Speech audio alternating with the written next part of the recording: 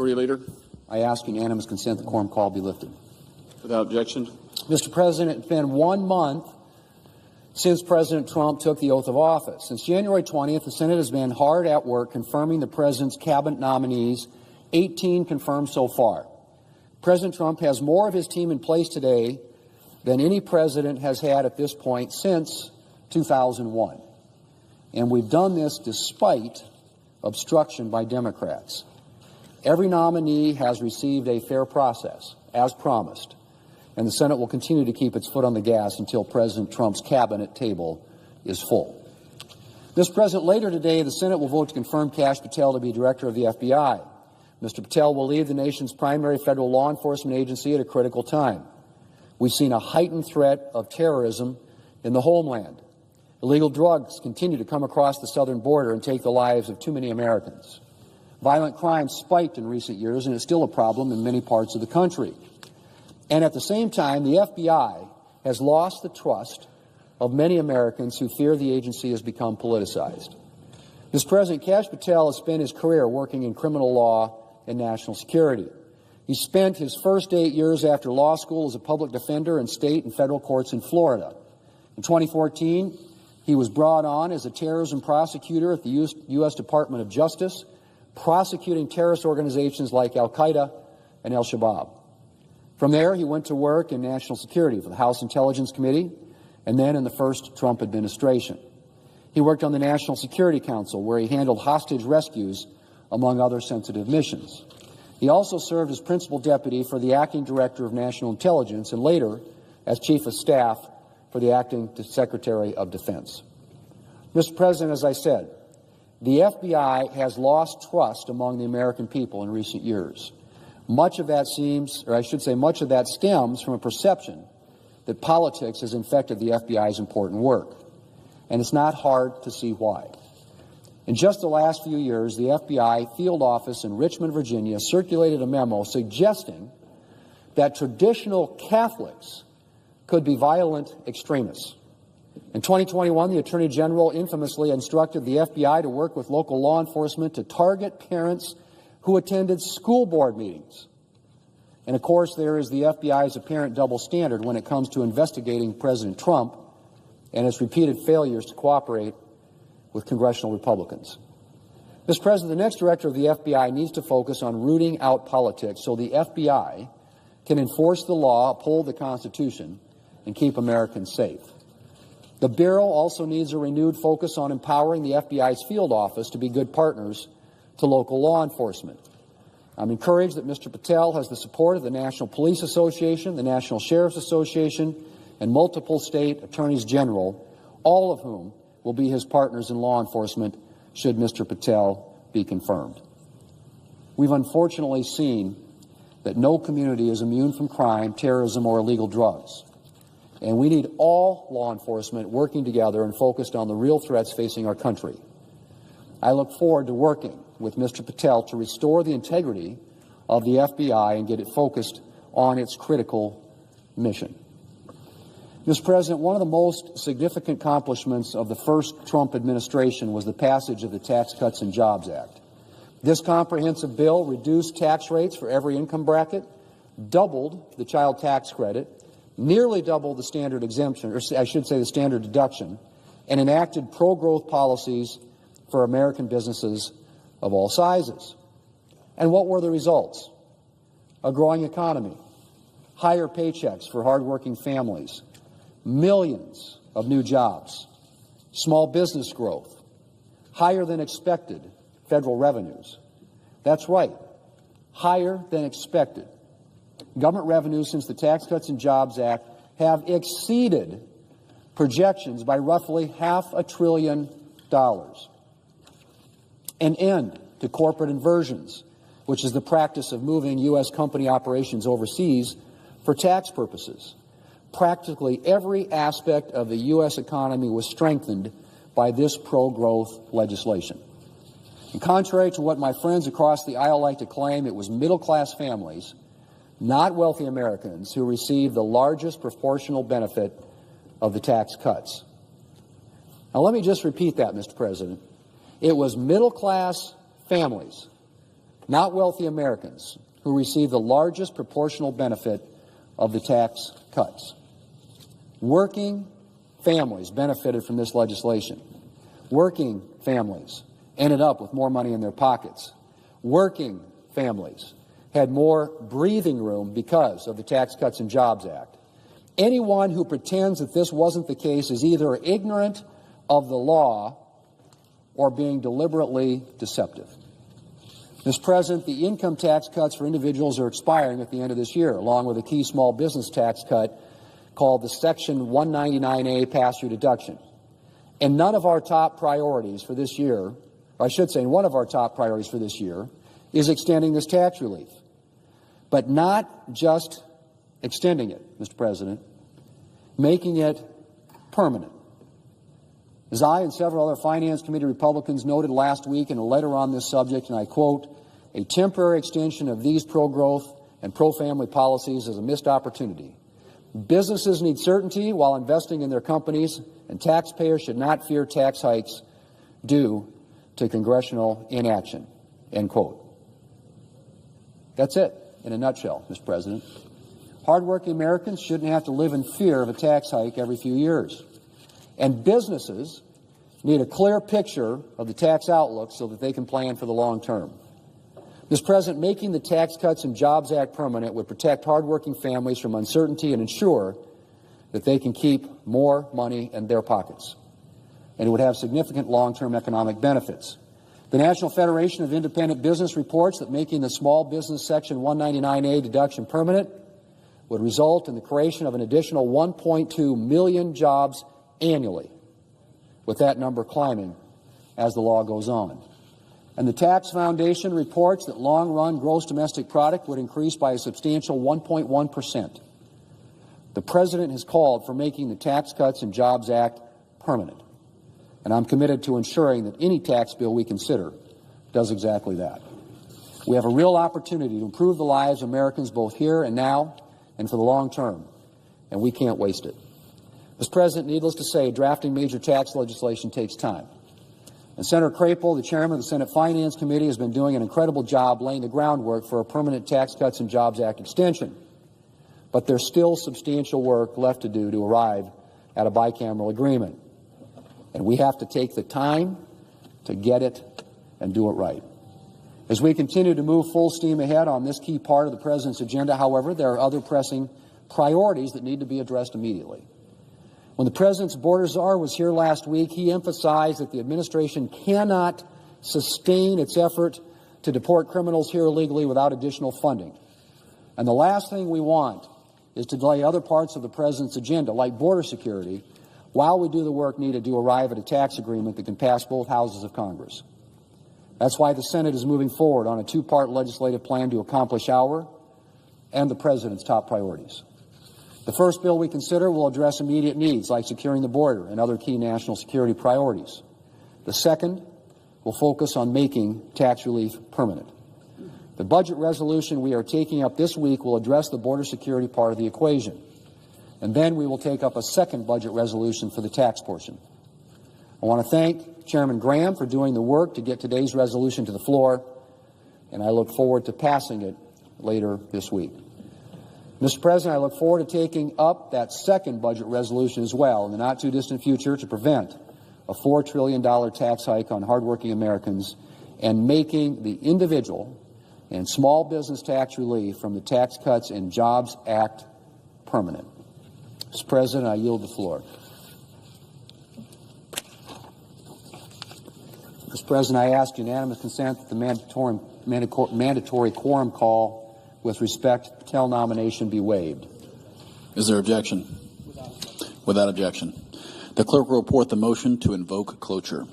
Cloture motion. We, the undersigned senators, in accordance with the provisions of Rule 22 of the Standing Rules of the Senate, do hereby move to bring to a close debate on the nomination of Kash Patel of Nevada to be director of the Federal Bureau of Investigation, signed by 17 senators. By unanimous consent, the mandatory quorum call has been waived. The question is it the sense of the Senate that debate on the nomination of Kash Patel of Nevada to be director of the Federal Bureau of Investigation shall be brought to a close? The yeas and nays are mandatory under the rule. The clerk will call the roll. Ms. Also Brooks, Ms. Baldwin, Mr. Banks, Mr. Barrasso.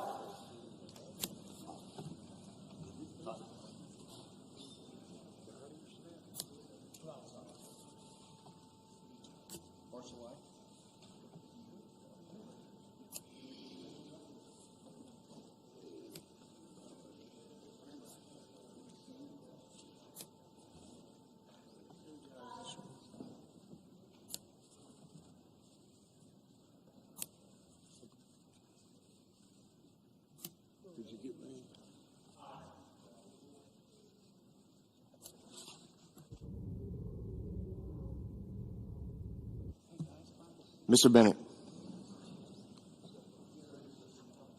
Mrs. Blackburn.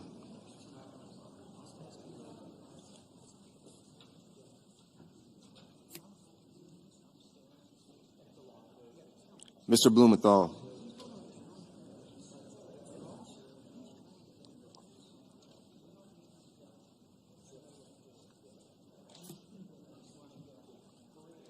Ms. Blunt Rochester. Mr. Booker.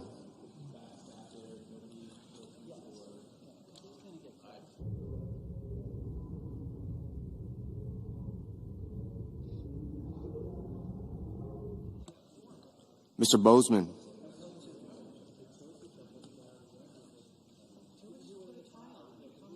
Mrs. Britt.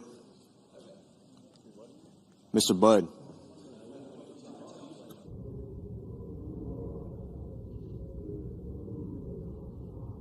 Ms. Cantwell.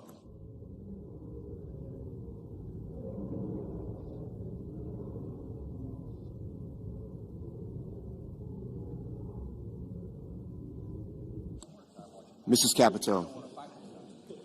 Mr. Cassidy. Ms. Collins. Mr. Coons. Mr. Cornyn. Ms. Cortez Masto. Mr. Cotton. Mr. Kramer. Mr. Crapo.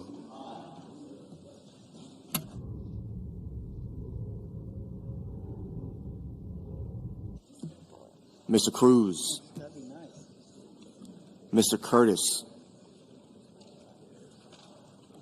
Mr. Daines. Ms. Duckworth. Mr. Durbin. Ms. Ernst. Mr. Fetterman. Mrs. Fisher. Mr. Gallego. Mr. Gillibrand.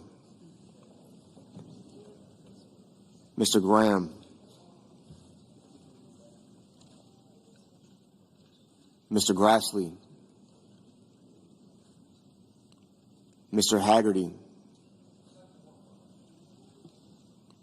Ms. Hassan.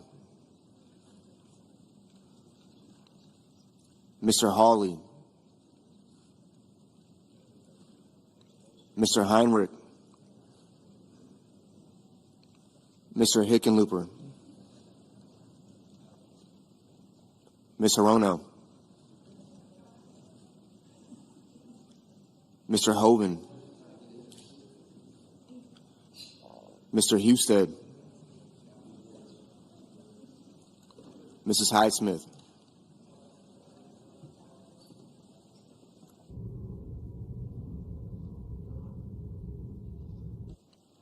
Mr. Johnson.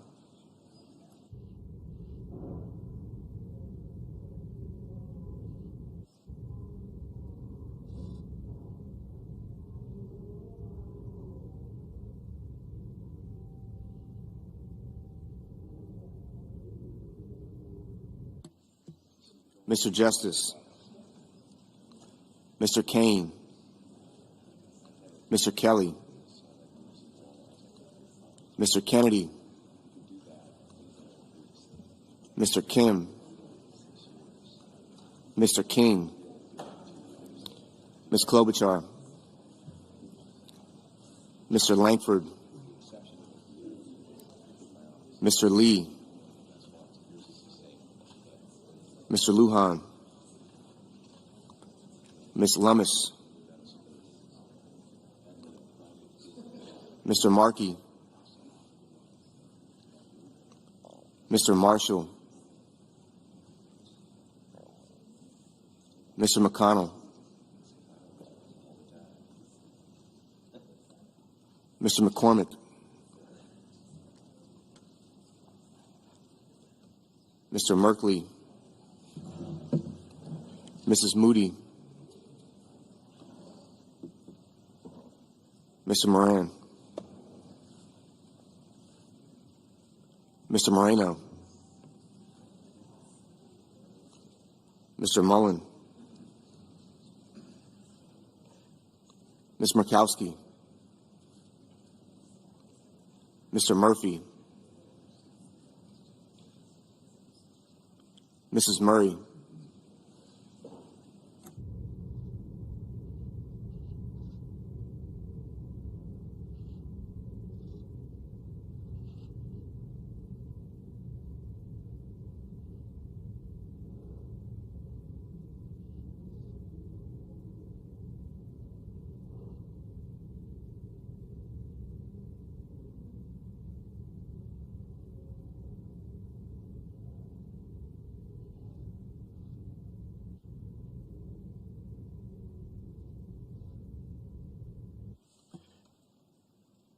Mr. Ossoff,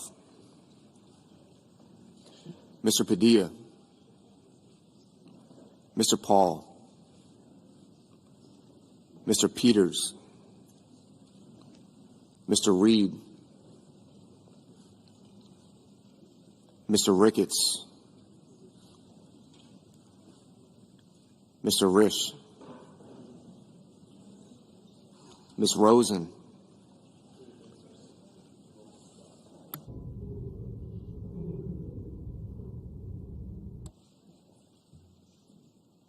Mr. Rounds,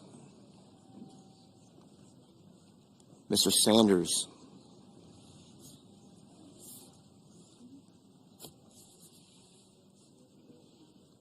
Mr. Schatz, Mr. Schiff, Mr. Schmidt, Mr. Schumer, Mr. Scott of Florida, Mr. Scott of South Carolina, Mr. Shaheen, Mr. Sheehy,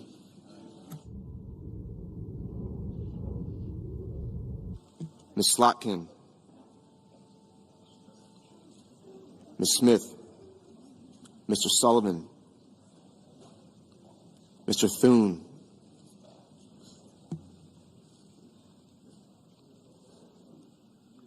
Mr. Tillis,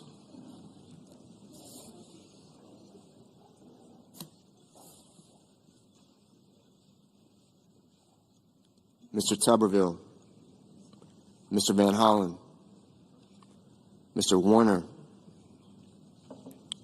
Mr. Warnock, Ms. Warren, Mr. Welch, Mr. Whitehouse, Mr. Wicker, Mr. Wyden, Mr. Young.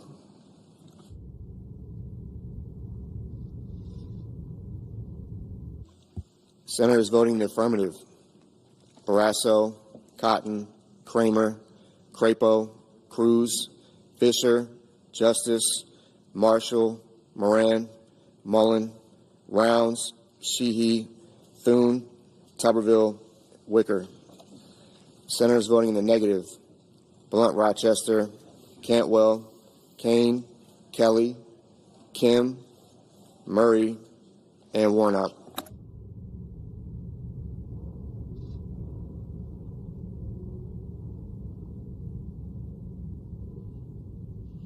Ms. Also Brooks. Ms. Also Brooks. No.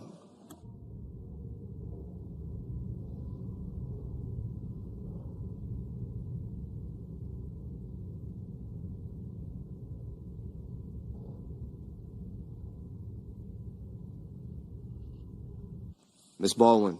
Ms. Baldwin. No.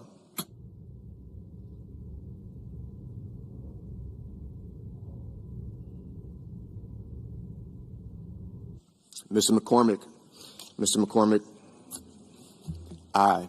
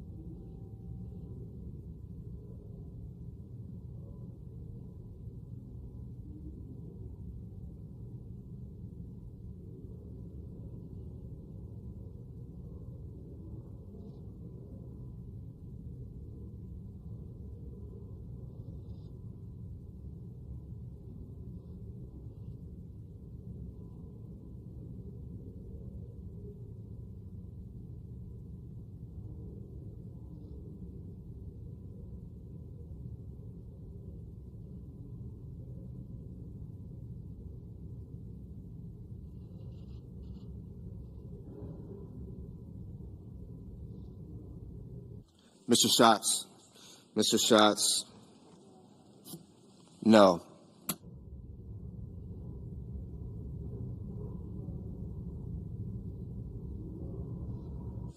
Mr. Daines. Mr. Daines, aye.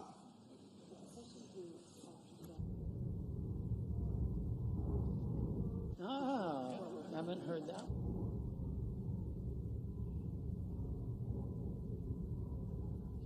Mr. Reed.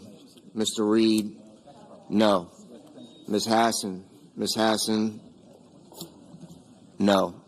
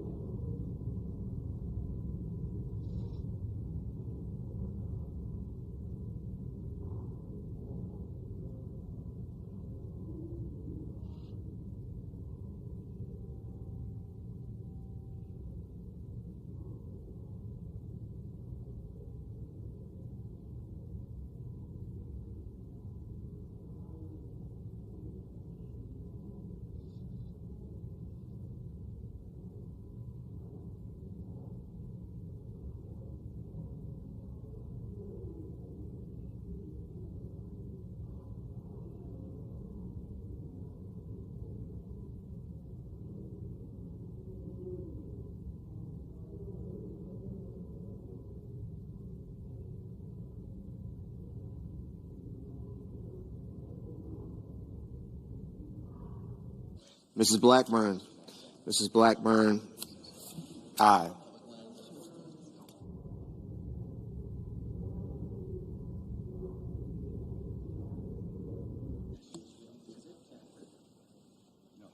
Mr. Lujan.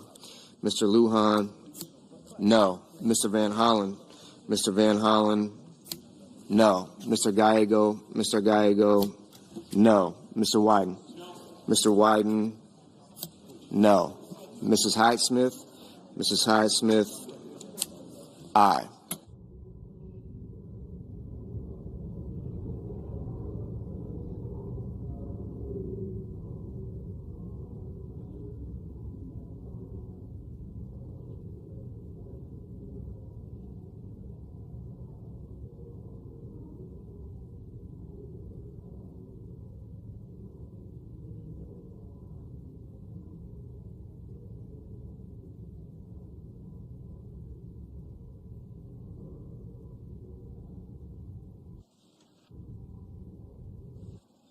Mr. Sanders. Mr. Sanders, no.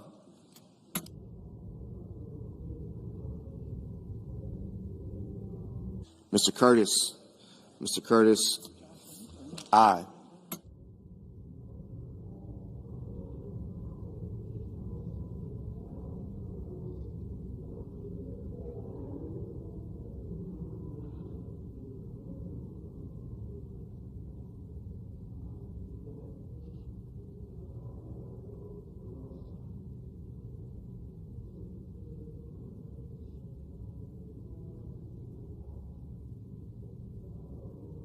Mr. Scott.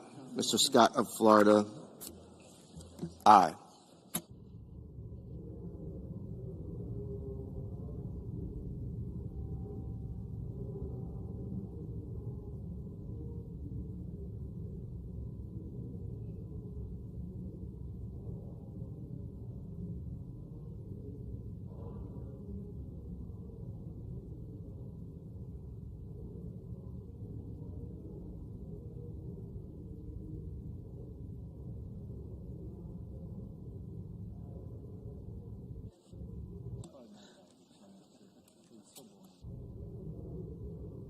Mr. Banks. Mr. Banks. Aye.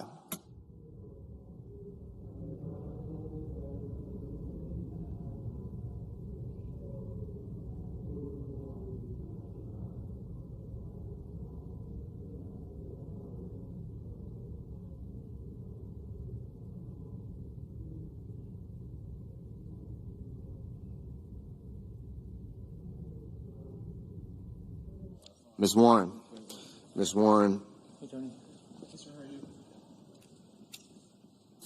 No.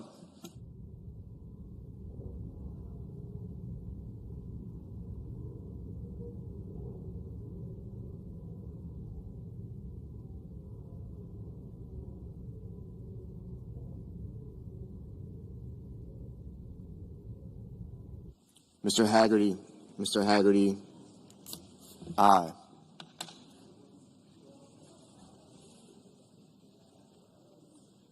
Mr. Merkley. Mr. Merkley. No. Ms. Rosen. Ms. Rosen. No.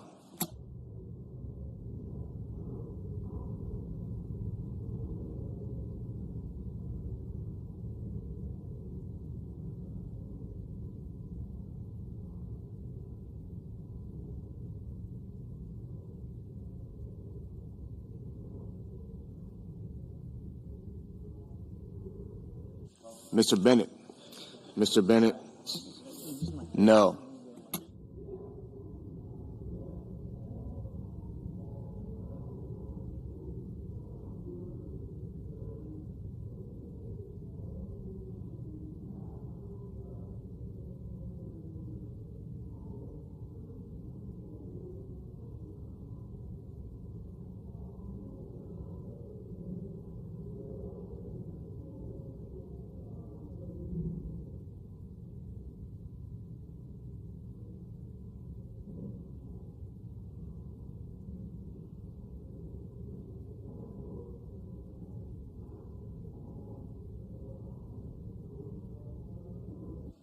Mr. Peters. Mr. Peters. No.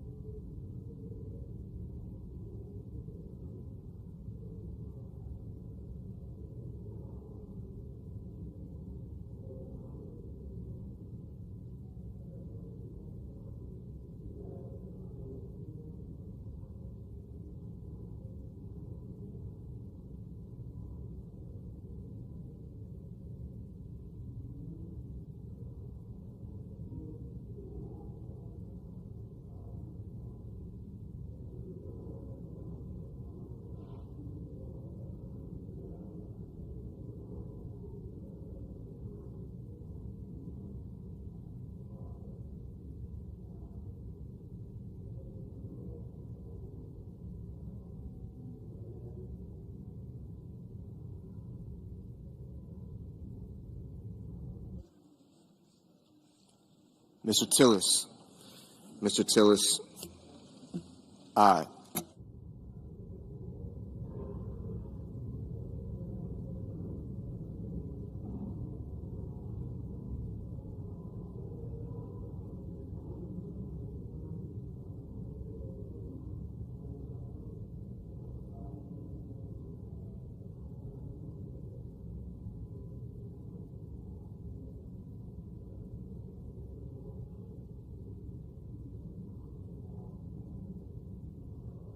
Mr. Johnson. Mr. Johnson. Aye.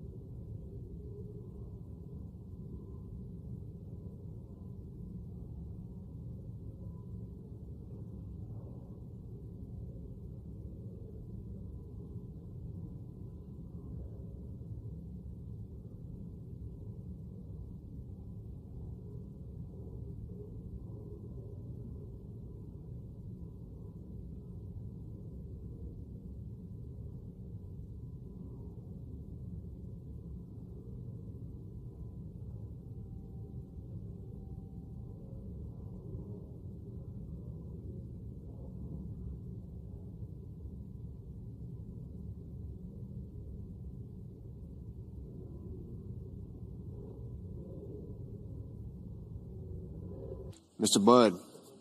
Mr. Budd. Aye.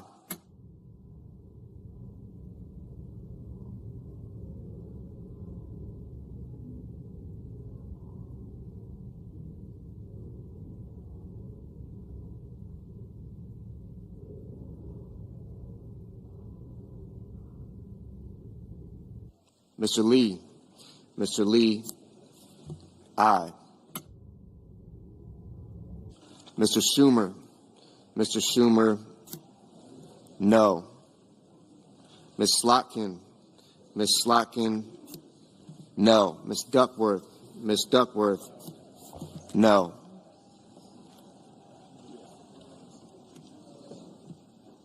Mr. Graham. Mr. Graham. Aye.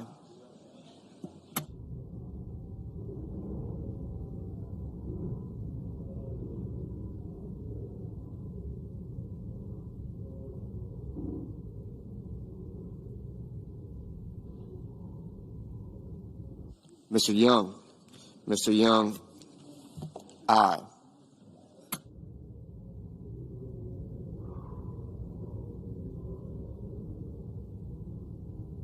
Ms. Collins. Ms. Collins. No.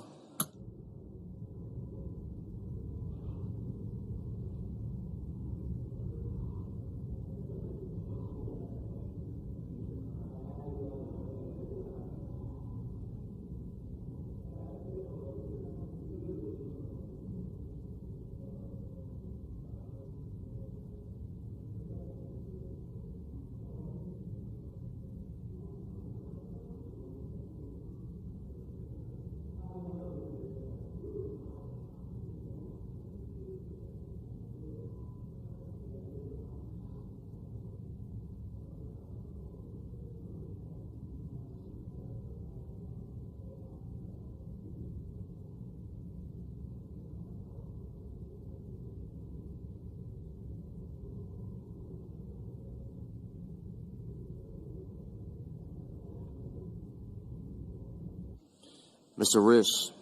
Mr. Risch. Aye.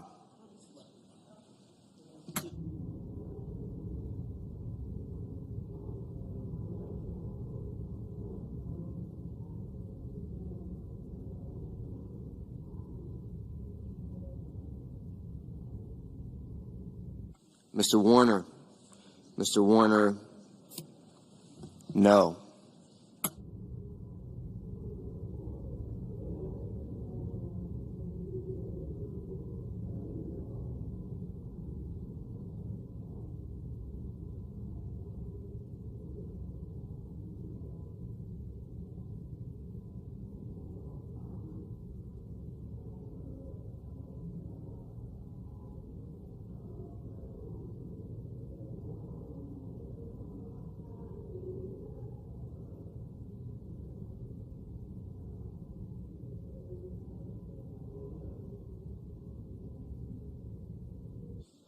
Mr. Markey.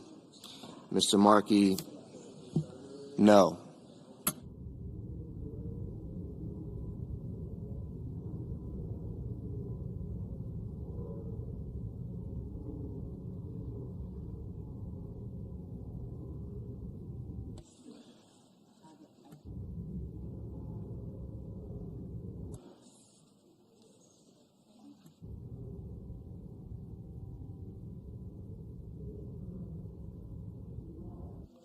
Mr. Whitehouse. Mr. Whitehouse.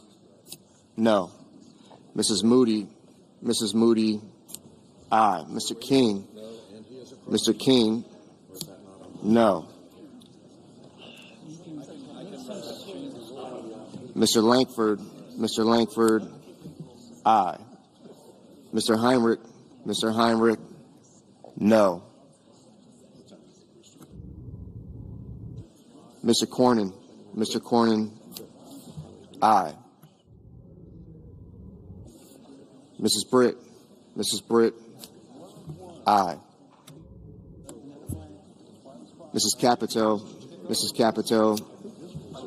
Aye.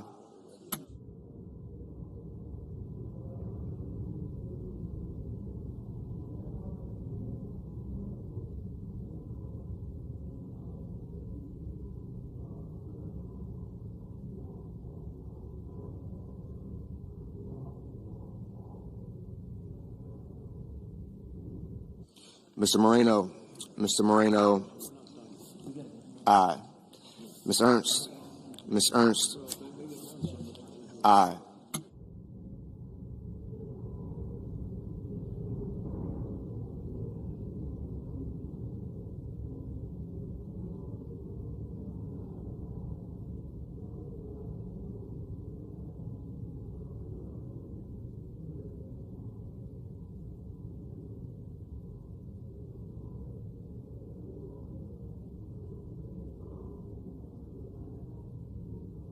Ms. Smith. Ms. Smith. No.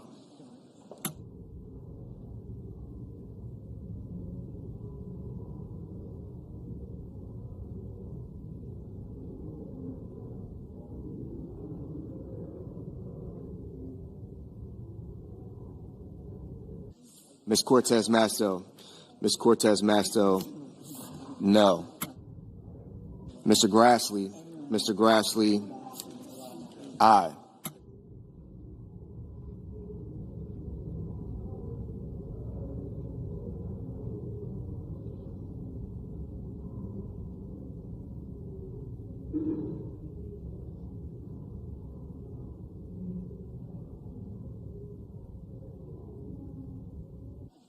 Mr. Schmidt. Mr. Schmidt. Aye.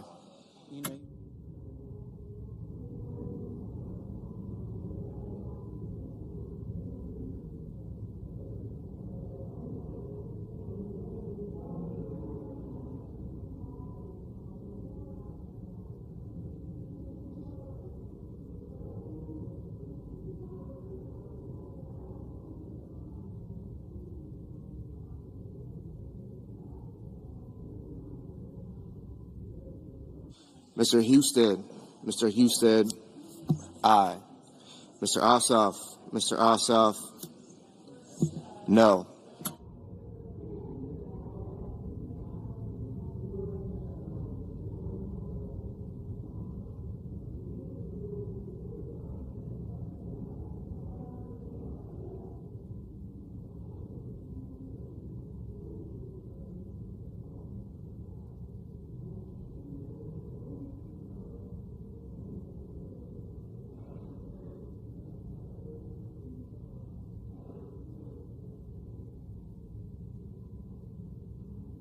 Mr. Scott.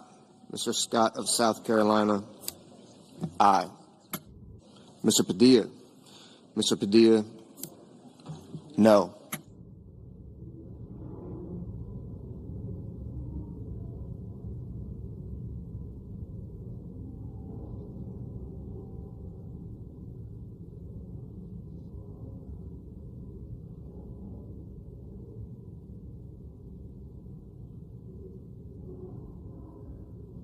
Mr. Schiff.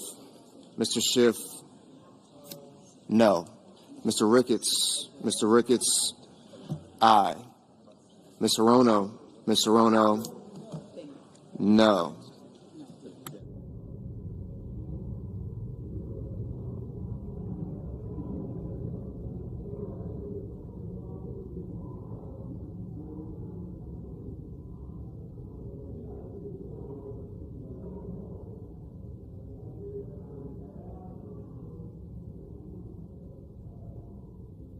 Mr. Shaheen. Mr. Shaheen. No.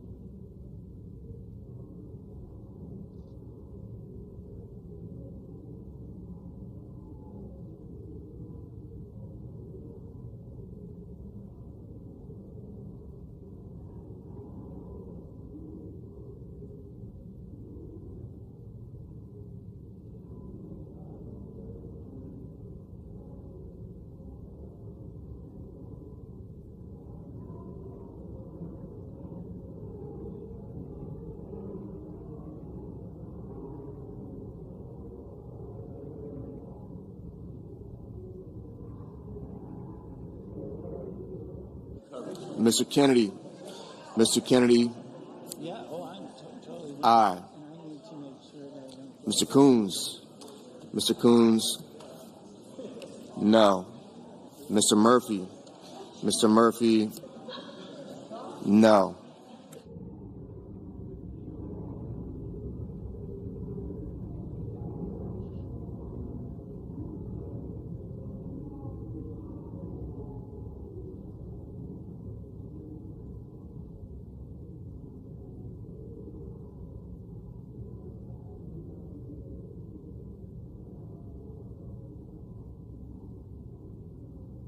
Mr. Durbin.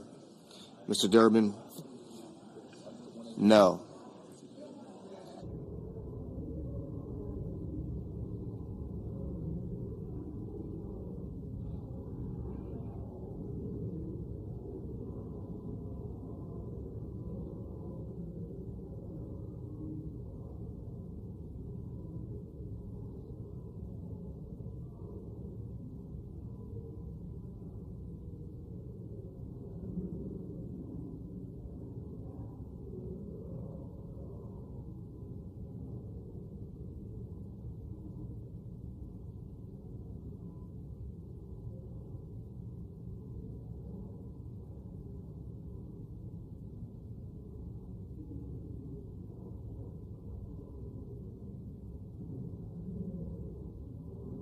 Mr. Sullivan.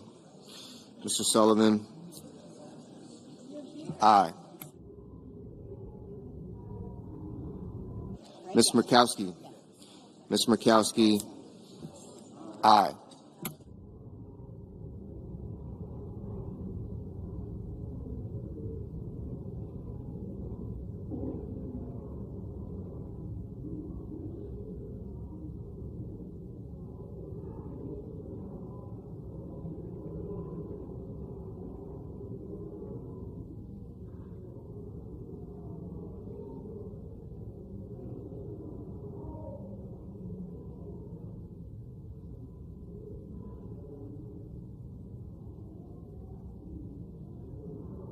Mr. Welch.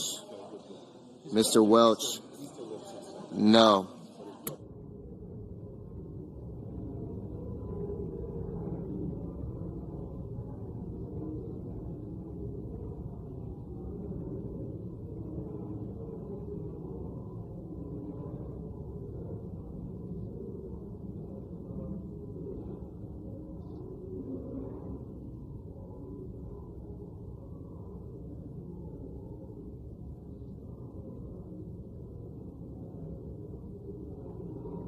Ms. Lummis. Ms. Lummis.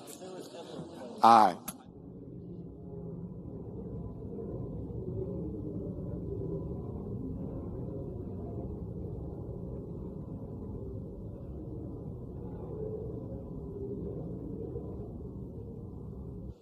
Mr. Cassidy. Mr. Cassidy.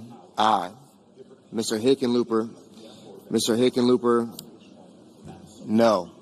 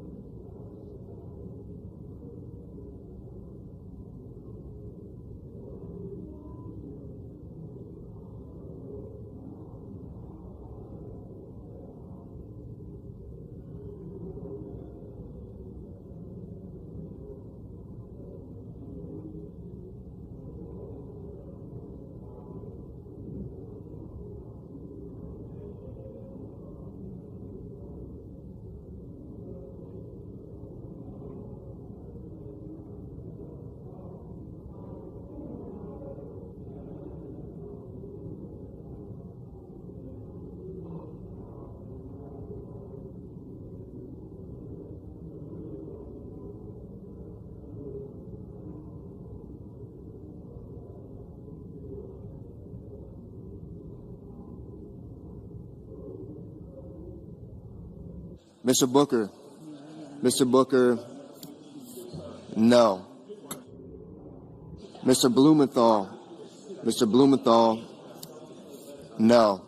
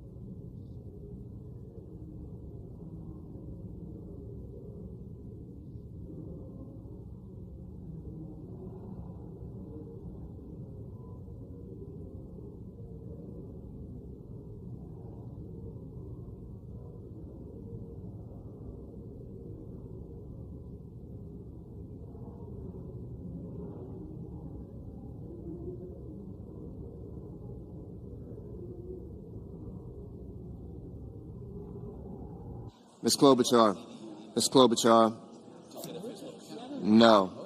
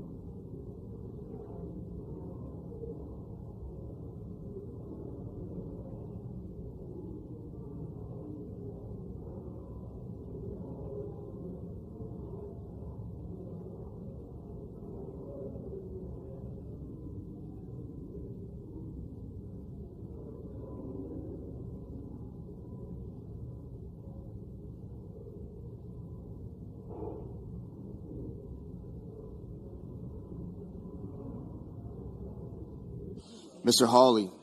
Mr. Hawley, aye.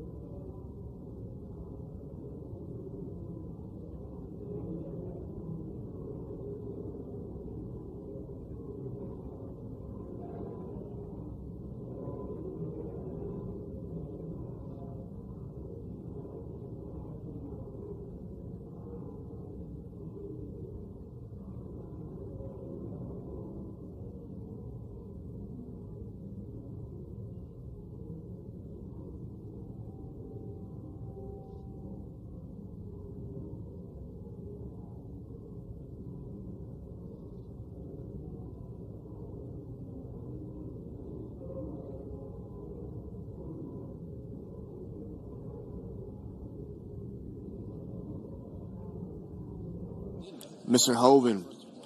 Mr. Hoven, aye.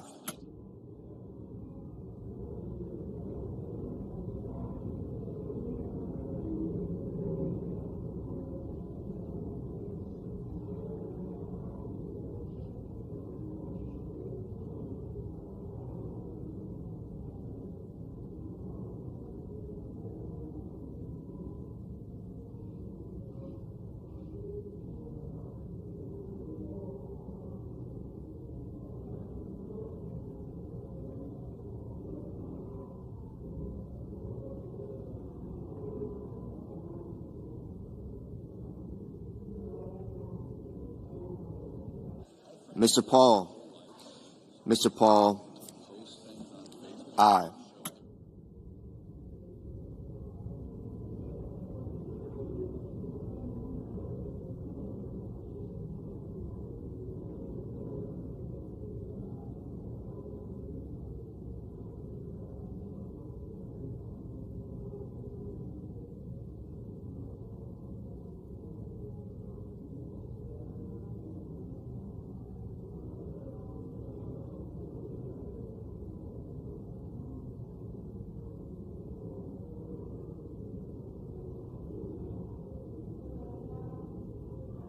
Mr. Gillibrand. Mr. Gillibrand, no.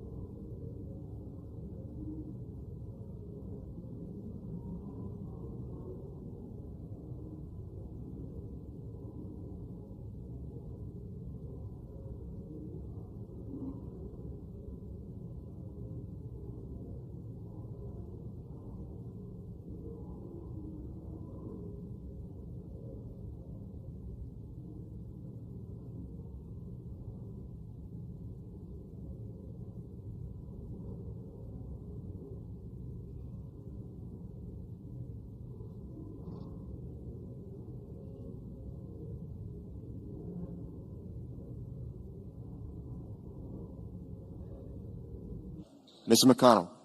Mr. McConnell, aye.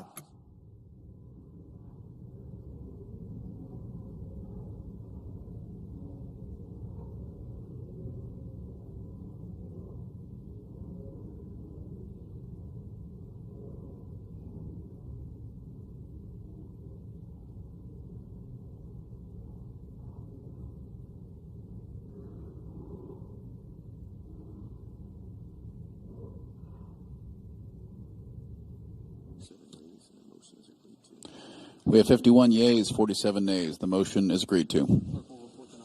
Clerk will report the nomination. Nomination, Department of Justice, Kash Patel of Nevada to be Director of the Federal Bureau of Investigation.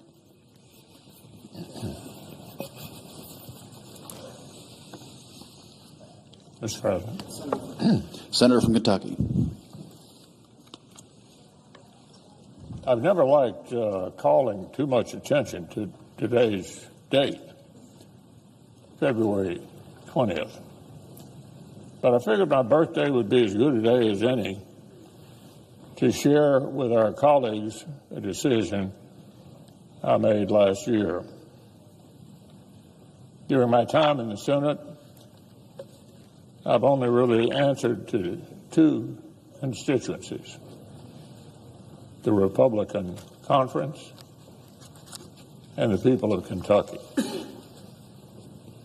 Over the years, the first group trusted me to coordinate campaigns, to count votes, to steer committees, to take the majority, and on 9 occasions to lead our conference. Serving as a Republican leader was a rare and, yes, rather specific childhood dream. And just about a year ago, I thanked my colleagues for their confidence, which allowed me to fulfill it. To the distinguished members of this body, I've had the privilege to lead, and I remain deeply, deeply grateful. Today, however, it's appropriate for me to speak about an even deeper allegiance and even longer standing gratitude. 7 times, my fellow Kentuckians have sent me to the Senate. Every day in between, I've been humbled by the trust they placed in me to do their business right here. Representing our Commonwealth has been the honor of a lifetime. I will not seek this honor an 8th time. My current term in the Senate will be my last. I've been a student of history my entire life. I can't remember the last time I didn't have a stack of biographies or political memoirs on my nightstand. And I know well how tempting it can be to read history with a sense of determinism, assuming that somehow notorious failures were inevitable, that crowning triumphs were predestined, and in either case, that lives and careers followed orderly paths. This, of course, isn't how things work. And I've never had to look further than my own life to recognize it. I've never lost sight of the fact that without my mother's devoted care, a childhood encounter with polio could have turned out a lot worse. That unless my father had taken a job in the bluegrass state, my interest in politics might have run a course somewhere else. But if it weren't for an 11th hour outside-the-box idea on the campaign trail, my Senate career would have been over before it began. Or that, if not for the people of Kentucky, time and again, agreeing that leadership delivers and electing me to send back here, it would have been someone else from somewhere else taking that seat at the table where I've had a chance to work, strategize, fight, and win. I grew up reading about the greatness of Henry Clay, but there were times when the prospect of etching my name into his desk in this chamber felt like more of a long shot than making it to the major leagues. I got a front row seat to the greatness of Senator John Sherman Cooper of Kentucky as a summer intern in his office. But at so many moments in my early career, the idea of following in his footsteps felt more distant than the moon. So the only appropriate thing to take away today, apart from a healthy dose of pride, is my immense gratitude for the opportunity to take part in the consequential business of the Senate and the nation.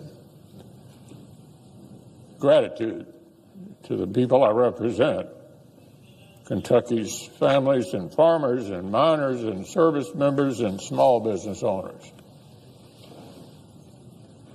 Gratitude to loyal friends, dedicated volunteers, and talented staff who've helped me serve much better.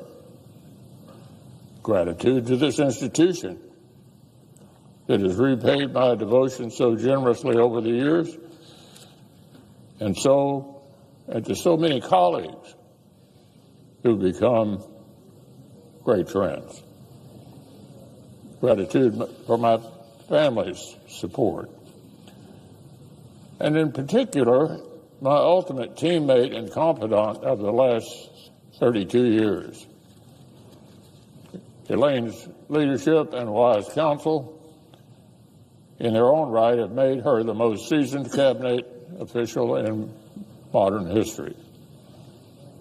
On top of all that, her devotion to me and to Kentucky is a lot more than I deserve. When I arrived at this chamber, I wasn't coming with a governor's statewide executive experience or a House member's appreciation for Washington dynamics.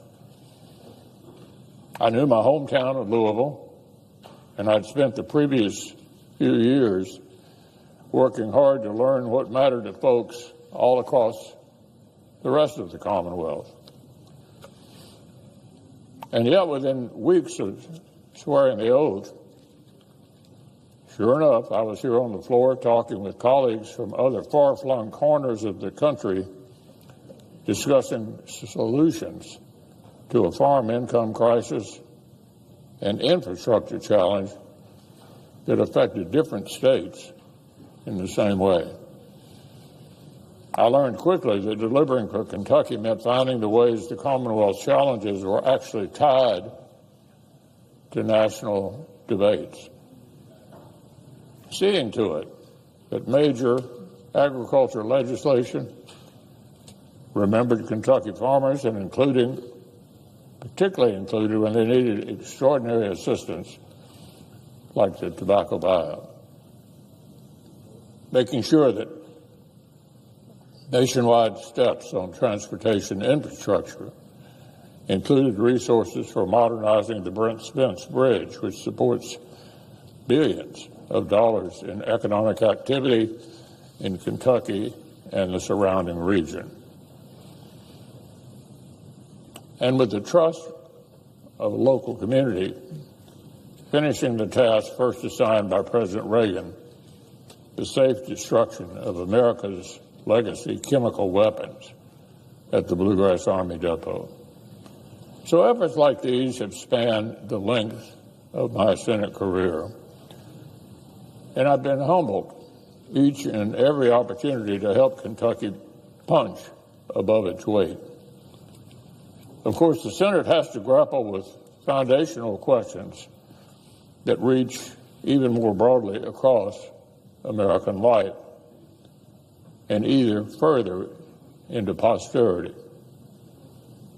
We're trusted on behalf of the American people to participate in the appointment of the federal judiciary, to be the final check on the assembly of power in the courts beyond the reach of representative politics, and to ensure that the men and women who preside over them profess authentic devotion to the rule of law above all else.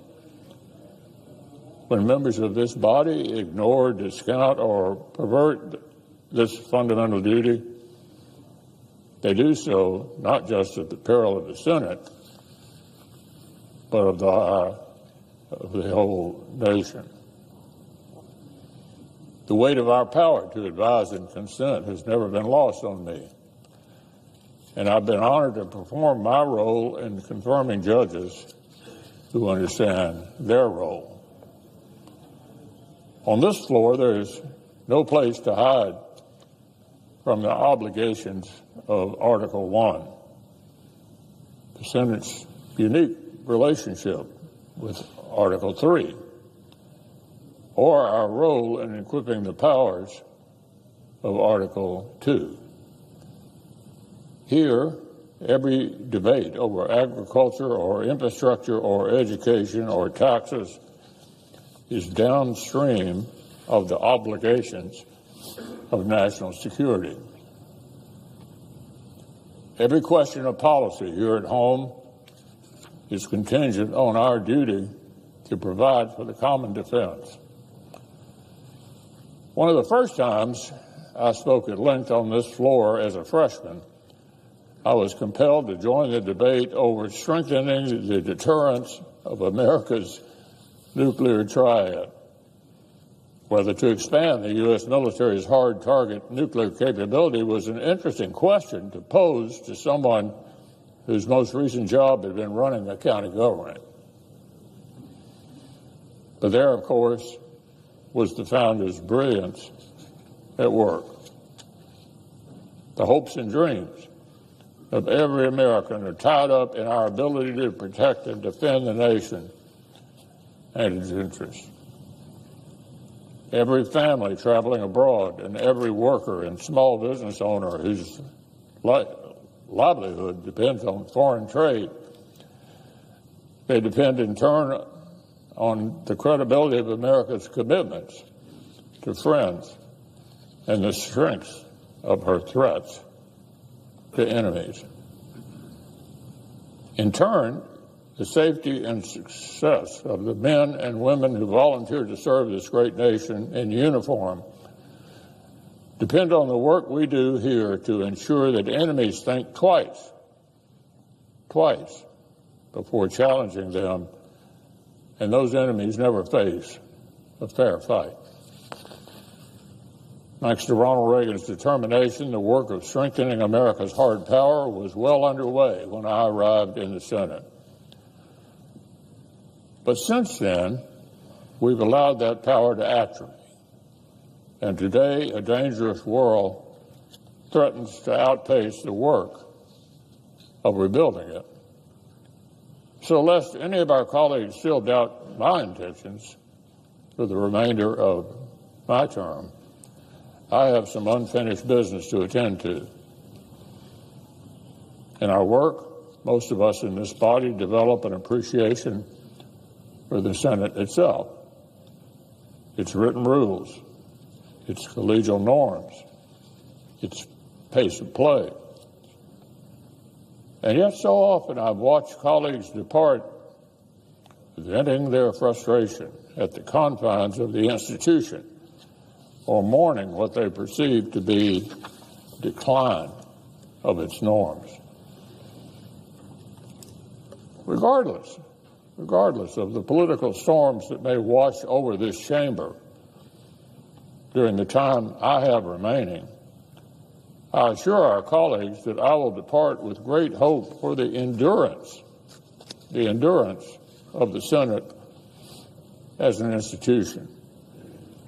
There are any number of reasons for pessimism, but the strength of the Senate is not one of them.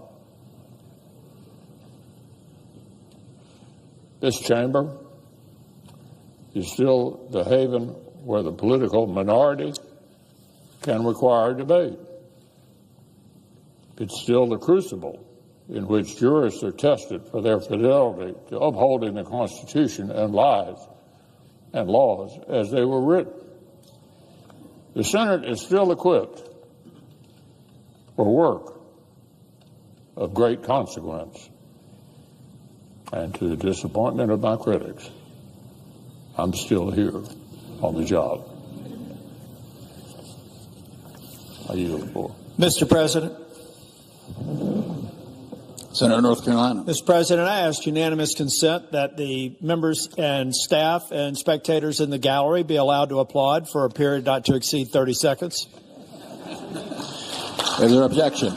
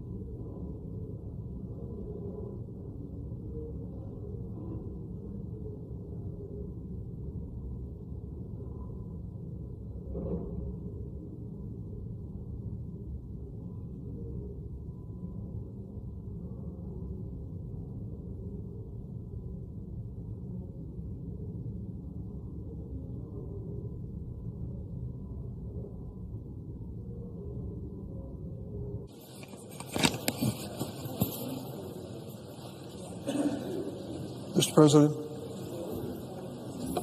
Senator from Illinois. Mr. President, in about 2 hours, the Senate will vote on whether to confirm Kash Patel to serve as Director of the Federal Bureau of Investigations for the next... Order.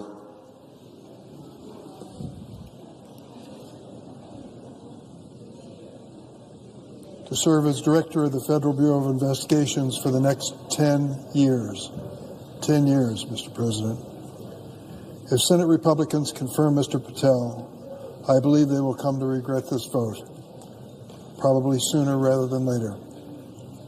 I, for one, am convinced that Mr. Patel has neither the experience, the judgment, nor the temperament to lead this amazing criminal investigative agency. It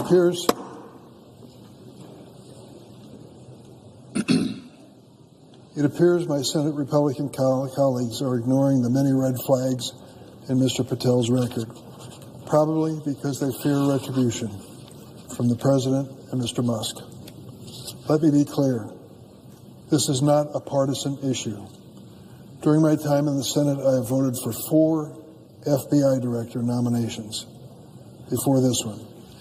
Each one was clearly a Republican, and I voted for them nevertheless.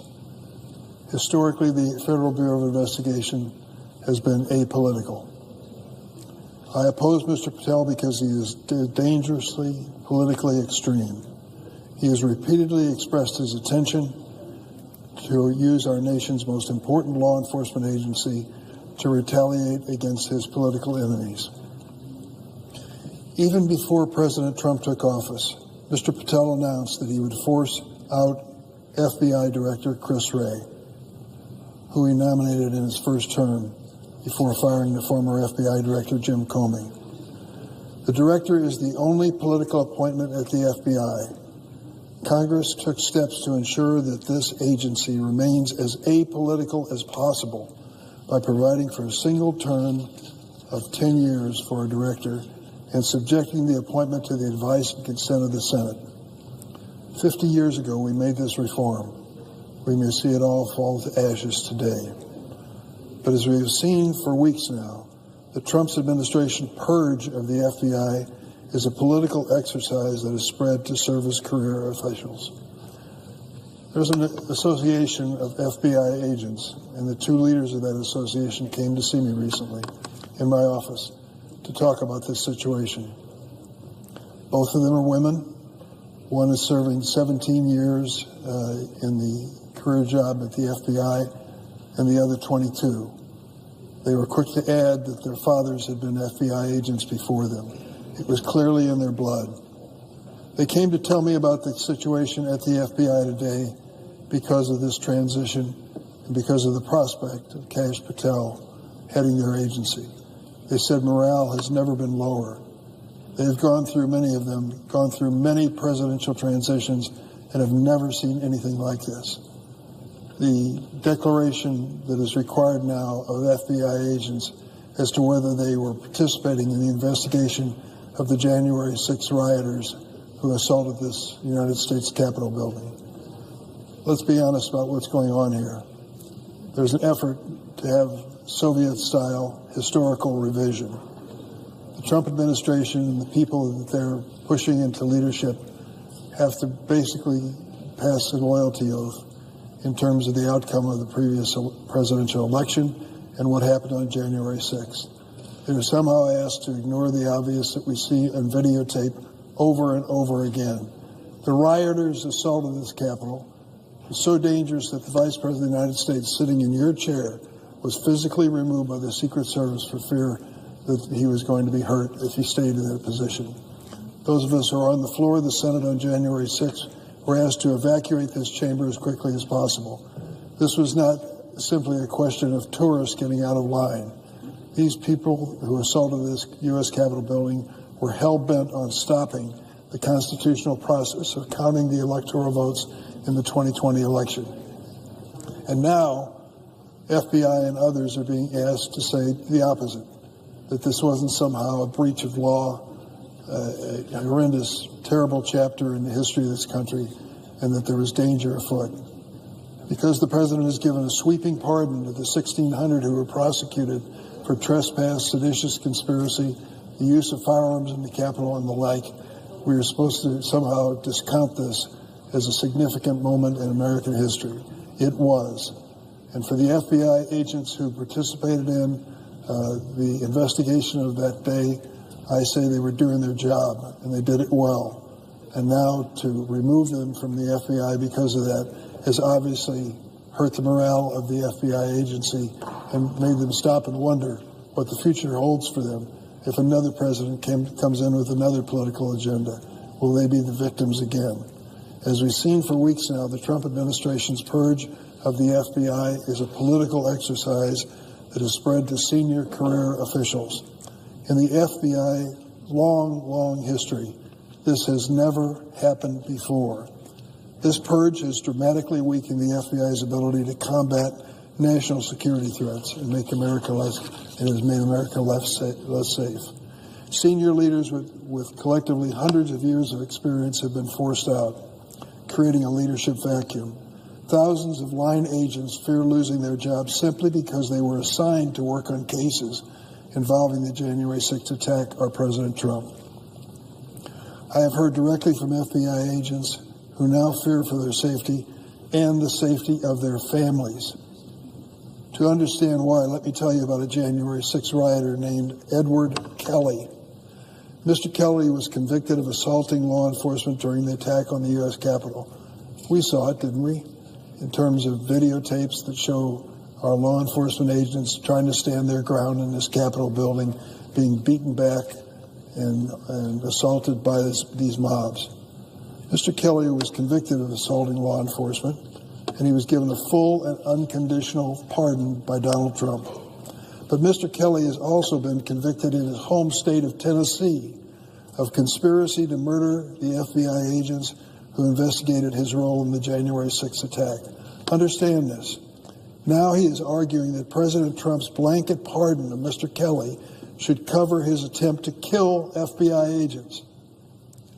When asked about the possible firings of career FBI officials at his confirmation hearing, Mr. Patel, under oath, and I quote, said, "I don't know what's going on right now at the FBI." Mr. President, that's not true. Thanks to multiple brave whistleblowers, we now know that Mr. Patel likely committed perjury in making that statement, even before being confirmed as an FBI director. Mr. Patel is already directing the ongoing purge of honorable career public servants. Despite his status as a private citizen, he has no right to be part of this awful process. I urge my Republican colleagues, seriously, consider these credible whistleblower allegations before you vote on Mr. Patel's nomination. Mr. Patel's claim about an FBI purge were not his only misleading statements under oath. At his hearing, Mr. Patel implausibly told me he could not recall Stu Peters, a man who's been identified as an anti-Semitic Holocaust denier. I asked him repeatedly, "What about Stu Peters?" "Don't know the man. Don't recognize the name." This is simply not true. Considering that Mr. Patel appeared on Mr. Peters' podcast 8 times, Mr. President, 8 times, and he couldn't recall the man's name. And Mr. Peters has since revealed that he and Mr. Patel directly communicate via their personal cell phones, quote, constantly. Constantly was the word he used. As far as Patel was concerned, under oath, never heard of the man. Why in the world would he do that? Why would Mr. Patel admit the obvious? 8 podcasts and constant communication with this man? And an even larger question, what is he doing as a man who wants to direct the FBI in concert with anti-Semitic Holocaust denier Stu Peters? What is going on here? Is he showing good judgment? Is this the kind of person you want to put in charge of 38,000 criminal investigators? Mr. Patel also claimed, quote, he didn't have anything to do with the recording of the so-called January 6th prison choir, which included at least 6 rioters who violently assaulted police officers. Mr. Patel thinks there's something interesting, maybe even amusing, about the fact that he created a choir of these individuals who had been prosecuted for what they did on January 6th. Here's what Mr. Patel said to Steve Bannon after he denied knowing anything about this recording before the Judiciary Committee recently. He said to Steve Bannon, quote, "We got this idea to record the January 6th prisoners who recite the national anthem every night from the D.C. prison. Then we took that to the studio, so we mastered and digitized that." So on Steve Bannon's show, he is the mastermind behind this recording of these prisoners saying something about the national anthem every night. That particular tape that he created of the January 6th choir was taken to Trump rallies, too, and played as some kind of interesting display of what Patel insists are just political prisoners. One of Mr. Patel's choir boys, Julian Khater, Khater, he was convicted of assaulting Capitol Police officers with pepper spray. One of those officers was Capitol Police Officer Brian Sicknick. Brian Sicknick suffered multiple strokes and died the day after the attack. Mr. Khater was one of the people who assaulted him. Mr. Patel has called these violent January 6 rioters, and I quote, political prisoners. That includes Guy Reffitt. Guy Reffitt was sentenced to 87 months in prison for his role in the January 6th assault. 87 months. Mr. Reffitt brought a gun to the Capitol on January 6th and recorded himself saying the following, which I'll paraphrase because I don't want to use profanity on the floor of the Senate. Quote, "We're all going to drag them out kicking and screaming. I just want to see Pelosi's head hit every effing stair on the way out, and Mitch McConnell too. F them all." Mr. Reffitt's 19-year-old son, Jackson, turned him into law enforcement after the attack, despite Reffitt's threats to shoot Jackson and his sister. Here's what Reffitt said to his own children, quote, "If you turn me in, you're a traitor. And you know what happens to traitors. Traitors get shot." Mr. Reffitt received a full and unconditional pardon from President Trump. Guess where he was on January 30th this year? Back at the Capitol complex at Mr. Patel's confirmation hearing. Here's what Mr. Reffitt posted on social media from the hearing room. Quote, "Present and in support of Kash Patel, as the leftist commies continue to spew lies, misinformation, and disinformation, my man is Clean House Kash." Quote, unquote. Stu Peters, constant communication, Holocaust denier. This gentleman, he's become a hero, too, for his appearance before the committee. And we're all commies for questioning Kash Patel's politics and what it's led to. These are Mr. Patel's allies. Stu Peters, Julian Khater, Guy Reffitt. On the other hand, consider who is warning us about Mr. Patel. Former Trump officials who know him, like Attorney General Bill Barr, CIA Director Haspel, Defense Secretary Mark Esper, and National Security Advisor John Bolton. All of these were Republican appointees who worked with Patel, who know him well, and warn us not to do this. Don't give this responsibility to this man. All Republican appointees. Mr. Patel has left a long trail of grievances, lashing out at anyone who is not completely aligned with him. He calls Democrats, quote, vindictive, evil, and vicious, and repeatedly attacks Republican senators who don't toe the MAGA line. I read Mr. Patel's book, Government Gangsters. It includes an enemies list at the end of the book, 60 names, members of the deep state, in the word of Kash Patel, which includes distinguished public servants from both political parties. What do they all have in common, the 60 people on his hit list? From Attorney General Bill Barr and Merrick Garland to former FBI directors Bob Mueller and Chris Wray, they have all had the misfortune of crossing paths with the vindictive Kash Patel. Mr. Patel claims he respects law enforcement, but his words and actions demonstrate his disdain for the FBI. He has said on day one he plans to, quote, shut down the FBI headquarters, and he's falsely claimed that the FBI, quote, was planning the January 6th event for a year beforehand. There is no truth to that statement, Mr. President, and he is casting aspersions on the FBI that are undeserved. Mr. Patel's record demonstrates that he's dangerous, inexperienced, and dishonest. He should not and cannot serve as an effective FBI director. Mr. Patel has been crystal clear that he plans on using the FBI's vast surveillance and investigative authority to, quote, come after, close quote, the president's enemies. It is shocking that my Republican colleagues are willing to support him, despite the serious threat he poses to our national security. And I'm sorry to say I believe they will quickly come to regret this vote. When I think of giving this man a 10-year tenure as director of the leading criminal investigative agency in the world, I cannot imagine a worse choice. You want the person that has that job and that power to destroy people simply by investigation, to show some temperament and some judgment. Kash Patel shows just the opposite. He is neither qualified nor prepared to assume this responsibility. I will be voting no and plead with my Republican colleagues. Please think twice before creating this situation and making it even worse. I yield the floor.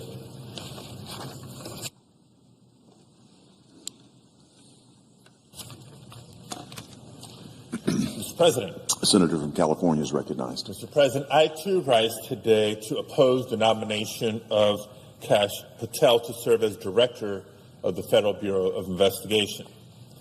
Now, let me begin by saying to Americans watching at home who may not be completely up to speed as to what's going on, the importance of this specific nomination, or wondering who is Kash Patel. We might have been distracted these last few weeks by a rush of headlines coming out of the White House, maybe preoccupied with the cost of groceries that are rising by the week. You may have, if you caught any news, been hearing about how President Trump, the richest president in history, has given Elon Musk, the richest man in the world, unprecedented access to millions of Americans' sensitive private information. Yes, Elon Musk has access to your personal private information, from social security numbers to home addresses to your tax information. There's been a lot going on. All the while, President Trump is also trying to lay the groundwork to pass another massive tax cut for billionaires. So if you've been busy and struggling to keep up, I understand. So let me try to break it down for you.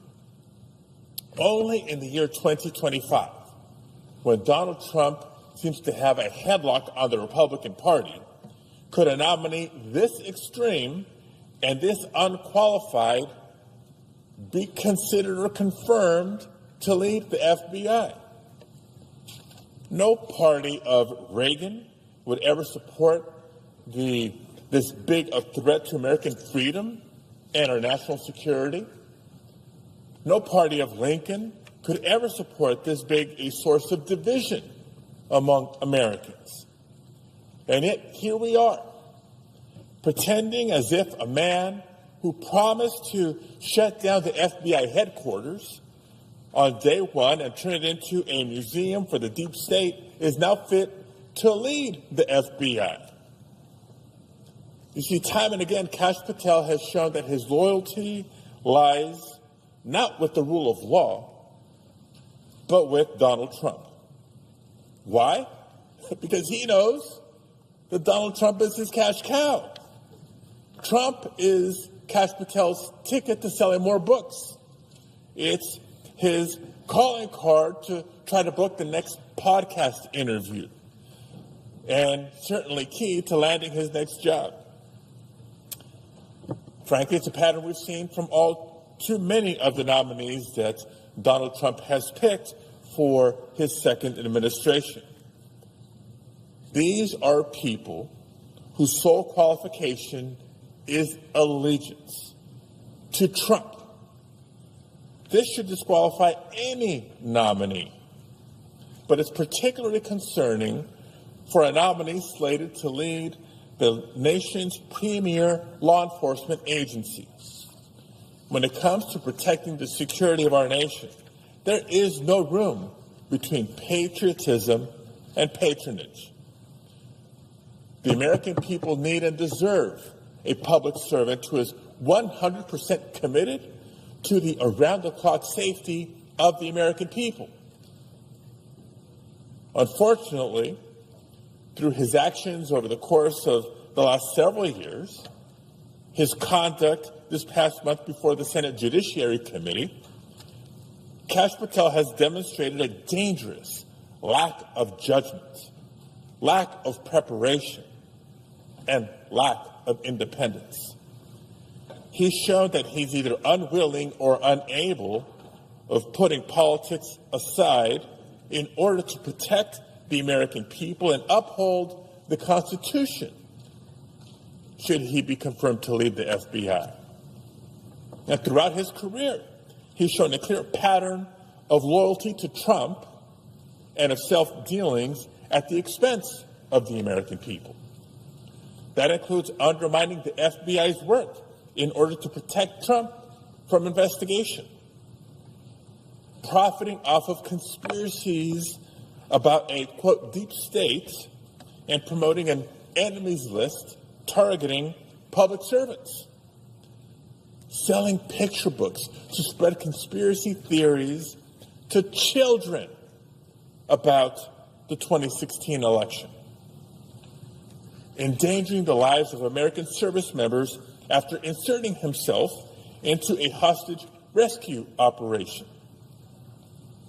refusing to commit in his confirmation hearing to enforcing existing gun laws that protect lives and have saved lives, holding millions of dollars in unvested stock in a foreign company tied to forced and child labor, even producing a song and financially supporting the families of insurrectionists who violently beat Capitol Police officers on January 6th. And now it appears that this list includes potentially having lied under oath in his confirmation hearing about the role he played in firing career FBI employees based on their perceived loyalties. After we heard him swear in committee that he played no role in the firings, whistleblowers are coming forward to tell us otherwise. At the very least, this charge is so serious that it warrants further investigation.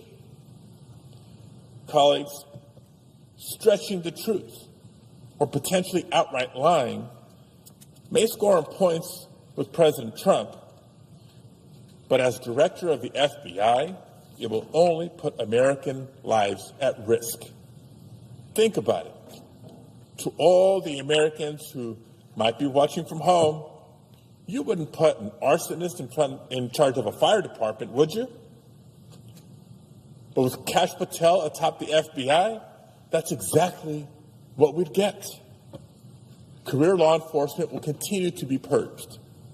The FBI will be weaponized for political gain, and our communities will be less safe. I want to make one final point to our Republican colleagues. Throughout this body's history, the Senate has had not just the opportunity, but the responsibility to serve as a check on executive overreach. Senators of both parties over history have exercised our constitutional duty to advise and consent to the president's nominations. And in the past, the Senate has rejected extreme nominations. To stay quiet when a nominee so obviously unfit comes before us, that sets a dangerous precedent. Think about the damage you'll not just be doing to the institution of the FBI or to the Senate, but to the trust that millions of Americans deserve to have in our law enforcement.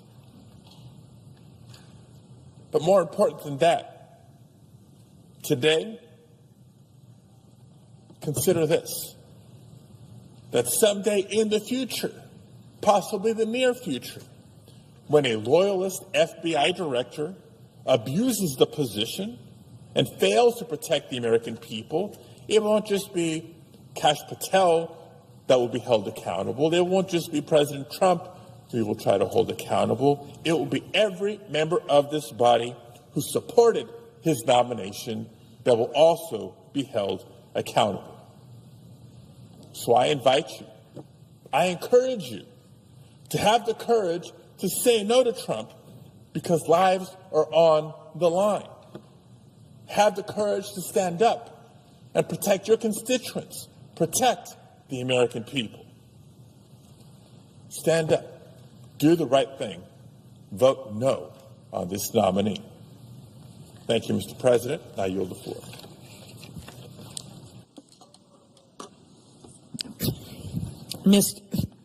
Mr. President. The senator from Minnesota is recognized. Mr. President, I rise to strongly oppose the confirmation of Kash Patel to serve as the next director of the FBI. The FBI director leads our nation's most important law enforcement agency. It is made up of more than 38,000 nonpartisan public servants who work every day to take on violent crime, get fentanyl off of our streets, investigate cyber crimes, protect our national security, and so much more.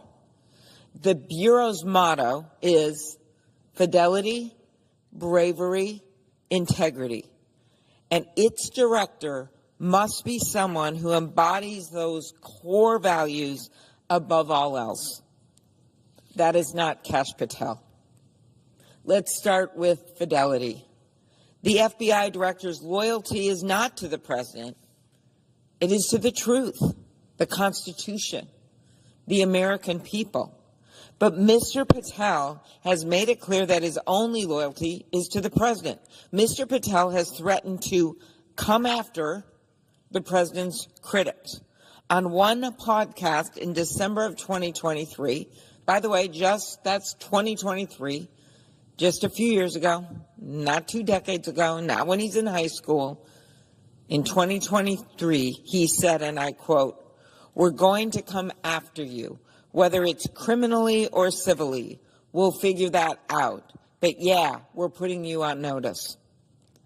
And on another podcast last August, he said, "When Trump wins in 2024 and is in power in 2025, we can prosecute them," referring to Justice Department officials. That was just last August. At his hearing before the Judiciary Committee, we gave Mr. Patel numerous opportunities to explain, to walk back his threats.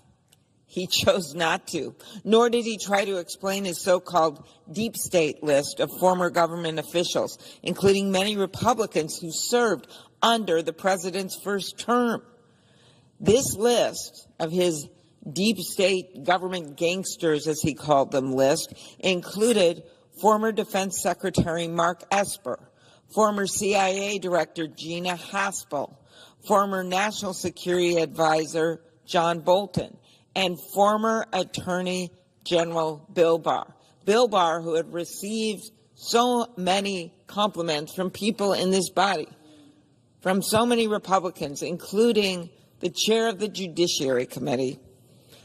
I remind our colleagues on the other side of the aisle that Bill Barr wrote that putting Patel in charge of the FBI, promoting him in any way, would only happen, quote, over his dead body, end quote. Gina Haspel threatened to resign to stop Patel from becoming her deputy, and John Bolton said that Patel demonstrated no policy aptitude at all. Mr. President, these are staunch, lifelong Republicans. They are experienced and respected people. I may not agree in any way with everything they've said or done, nor does everyone here, but we do agree that they are people of integrity. Mr. President, if these people can end up on Kash Patel's deep state list, we can only imagine what that would mean for anyone who might not be deemed sufficiently loyal to the president. We know what Mr. Patel wants to do with the people on his list because he already told us. In one interview, he said the people on the list, quote, need to go to prison, end quote. And his comments about his so-called enemies are not empty threats. His desire to punish all but the president's most zealous loyalists is far too real. At his hearing, Mr. Patel said that, quote, all FBI employees will be protected against political retribution, end quote. Yet, mere hours later, the administration forced out 8 of the Bureau's most senior, nonpartisan public servants who oversaw national security, criminal, and cyber matters.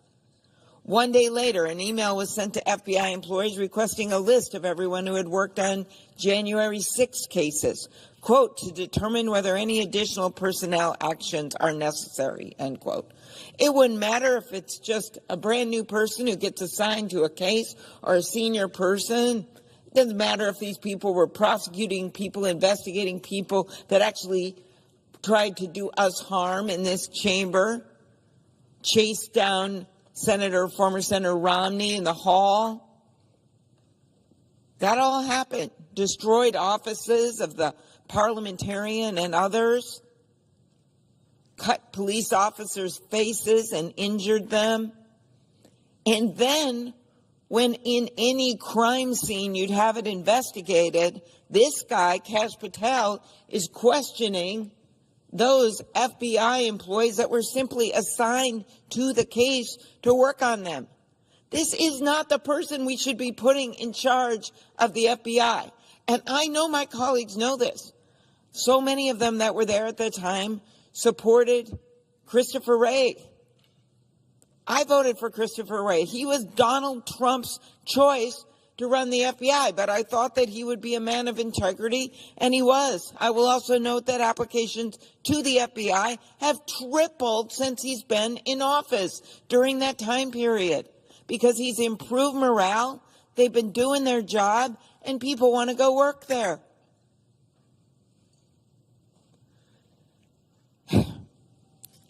Mr. Patel's supposed enemies are not only government officials he disagrees with. He has threatened the press as well. No one agrees with every story the press writes. I certainly don't. And I'm sure many of my colleagues have read stories about them that they don't like. But we believe in this country in the First Amendment. Mr. Patel, however, has referred to the media as, again, a recent quote, the most powerful enemy the United States has ever seen, end quote. He said that not even on a podcast. He said that in a speech. Think about that. The media is the most powerful enemy the United States has ever seen, in the words of Kash Patel, nominated to be the director of the FBI, to oversee tens of thousands of agents across the country. Not China, not Russia, not Iran, not terrorists, but the press. And Mr. Patel has already publicly threatened journalists, saying, we're going to come after the people in the media. We're going to come after you, whether it's criminally or civilly. We'll figure it out. But yeah, we're putting you all on notice, end quote. This isn't someone who has any business running the world's premier law enforcement agency. This isn't someone who we can trust to be faithful to our Constitution. This isn't fidelity to the rule of law and impartial law enforcement. It is a direct threat to it. Bravery, fidelity, bravery, integrity. So let's talk about bravery. We all know that the Capitol Police showed bravery far and above the call of duty on January 6, 2021. We know that. We know that many of them, their gear was stuck on a bus, their riot gear. They weren't even able to access it. And so many of them were protecting us, people who worked in this Capitol, when the people that were storming into this Capitol had better gear than the police had. And, of course, we've made tons of changes since then, changes to the leadership of the Capitol Police with a new chief, changes to the sergeant at arms, changes to our security profile. We've made those changes. Of course, we should have done that. But what we do know is they showed bravery. But rather than recognize the officers' bravery, Mr. Patel accused those who testified in the January 6 hearings of lying. When asked on a podcast whether Capitol Police officers told the truth in the House of Representatives January 6 committee hearings when they were under oath, Mr. Patel said, and I quote, "No, and lying under oath is a federal offense and they should be investigated for it." Once again, our colleagues on the Judiciary Committee gave him the chance to walk back these comments during his hearings. And once again, he chose not to. In fact, he claimed this wasn't accurate. It was exactly what he said. We have the evidence. We have the facts. We have the proof. Right there, his words. I would think facts and truth and the proof should matter to someone who is asking to be head of the Federal Bureau of Investigation. But it doesn't. Literally, this is on YouTube. Anyone listening today could look it up. The men and women of the Capitol Police aren't criminals. They're heroes. And so are the men and women at the FBI who every day put their lives on the line to keep us safe. But Kash Patel disagrees. He wrote in his book, again recently, that, quote, "The FBI has become so thoroughly compromised that it will remain a threat to the people unless drastic measures are taken," end quote. And he called the men and women of the FBI, quote, "utterly corrupt," end quote. How do you think that makes people feel? People out in Minnesota who are going after bank robbers or gangs or drug rings because Kash Patel didn't like one investigation of a bunch of mobsters that came into this Capitol and beat up police. And then he said he wanted the list of everyone that was involved in that. I don't think the FBI is a threat to the people like Mr. Patel. I don't think it's utterly corrupt, and I don't think my Republican colleagues believe that either. I think they admire the people that work at the FBI. In fact, under Mr. Wray's leadership, as I noted, the morale of the agents and personnel at the FBI has improved significantly, 3 times as many people, as I noted, applying as agents. These agents deserve a director who will have their back and continue building the morale at the Bureau, not someone who denigrates their service and, as Kash Patel has done, again, we've got it, his voice saying it, calls for their headquarters to be shut down and turned into a museum. That was one of his later comments. The men and women of the FBI show us every day what it means to embody bravery. And now we need to show them that we too can be brave and tell the president on this one, no, this is not the right person. We know he's your friend. We know you've hung out with him a lot. But this is not the person for this job. I asked my colleagues to vote no on just one of these nominees.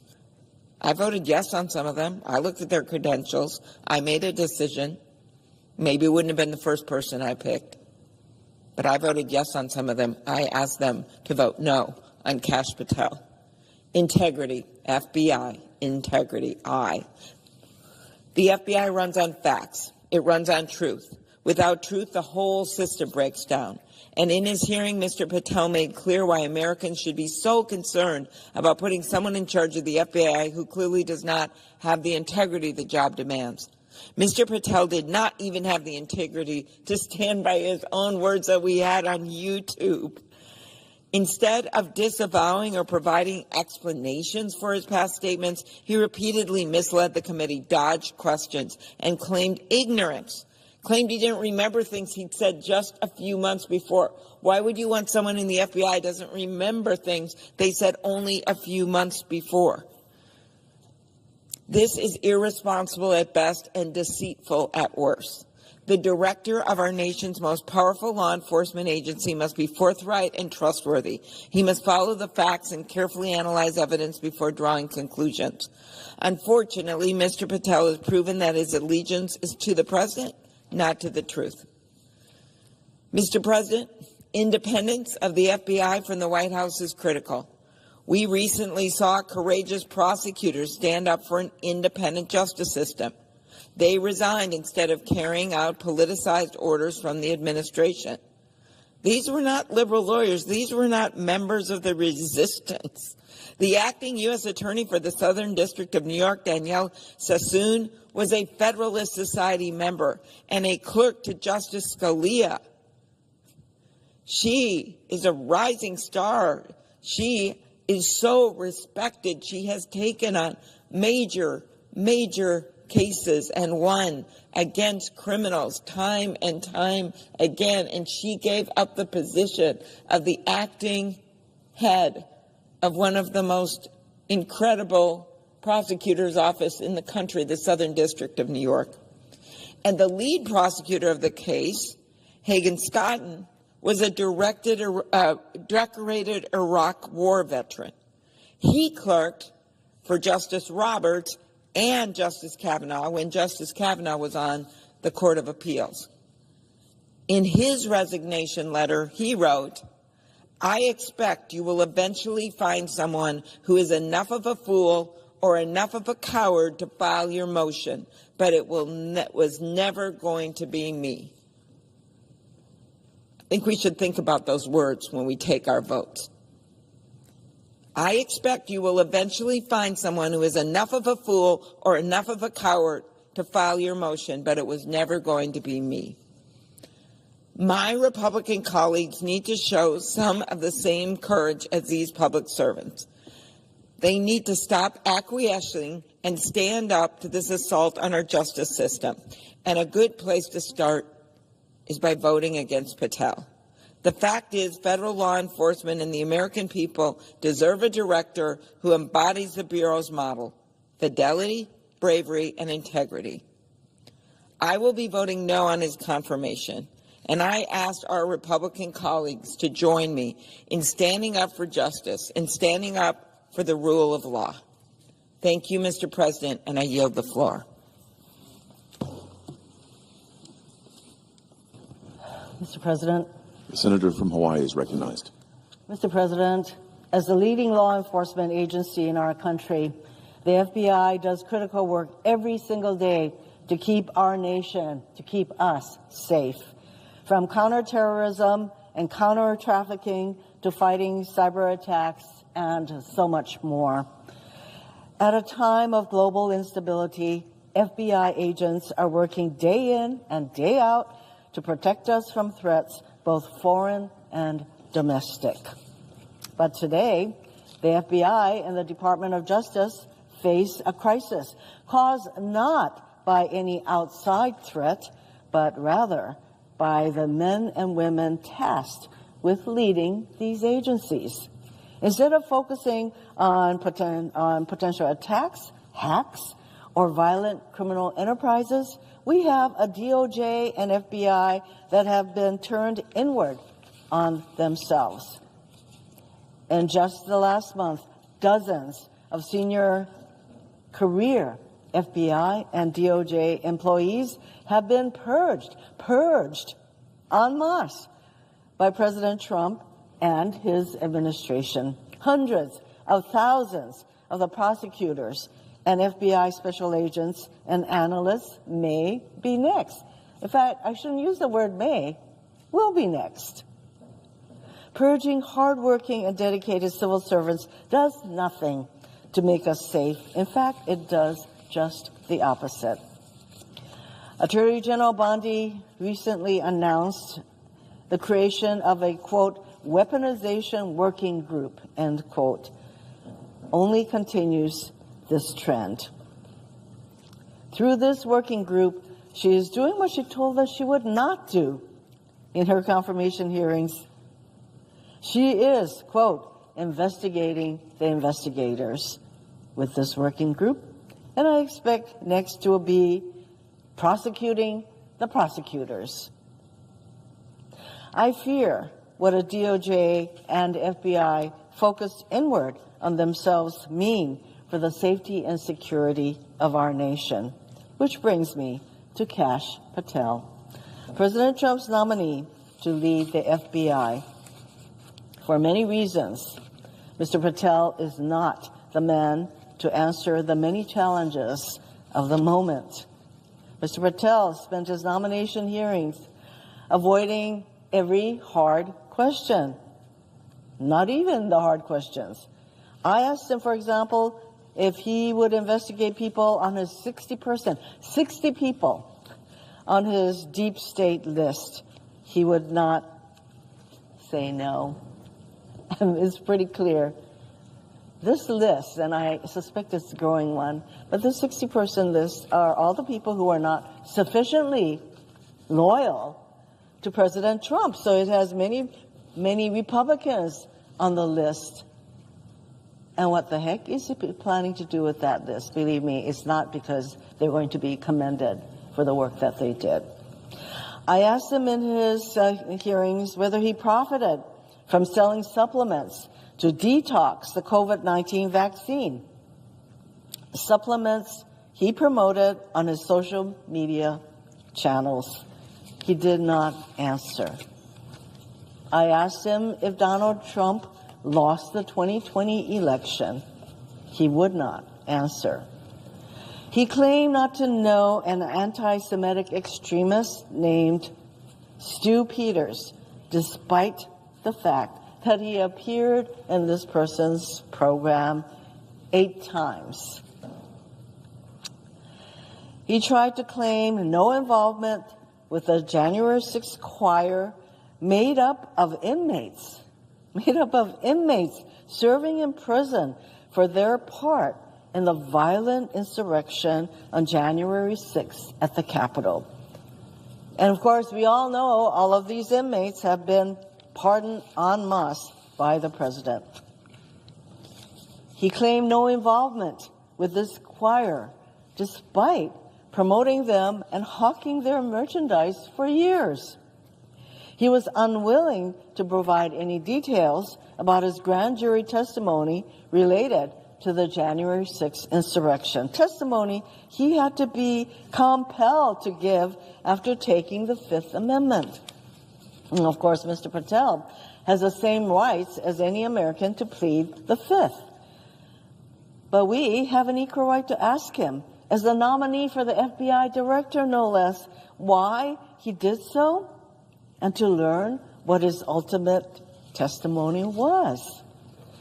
The one thing Mr. Patel did testify to in response to a question from Senator Booker about whether he was, quote, aware of any plans or discussions to punish FBI agents or personnel associated with Trump investigations, quote. And his response was that he was, quote, not aware of that. We have since learned of credible evidence that Mr. Patel perjured himself with that statement. Mr. President, Mr. Patel is totally unfit to lead the FBI. It's clear he won't discern fact from fiction, and that he will be loyal to Donald Trump and Donald Trump only, which means total disregard for the Constitution and the rule of law. Ours is a nation of laws. But Mr. Patel's nomination is one more indication that Donald Trump fancies himself above the law, even referring to himself as king in a recent tweet, and will weaponize the law however he wants to advance his political agenda. Mr. Patel is a dangerous nomination that will make our country less safe, less secure, and erode America's trust in the FBI. Mr. President, our administrative agencies, and certainly the Department of Justice and the FBI, do not exist to be used as tools for retribution by Donald Trump, Pam Bondi, or Kash Patel. But that is exactly what is happening with our agencies and the firing and the purging of thousands of people who are doing the job of the people. What can be thinking in supporting Mr. Patel to lead an agency that has the tools to spy and go after all the people that he doesn't like? I urge my colleagues to vote no on his nomination, and I yield back.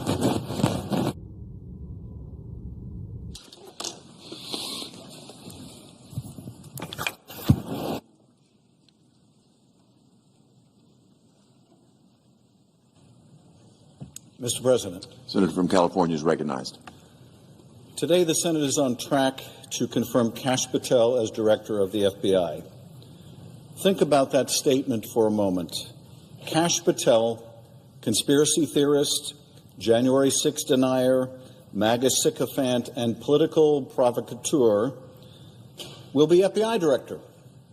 The absurdity of it, the destructive consequences of it.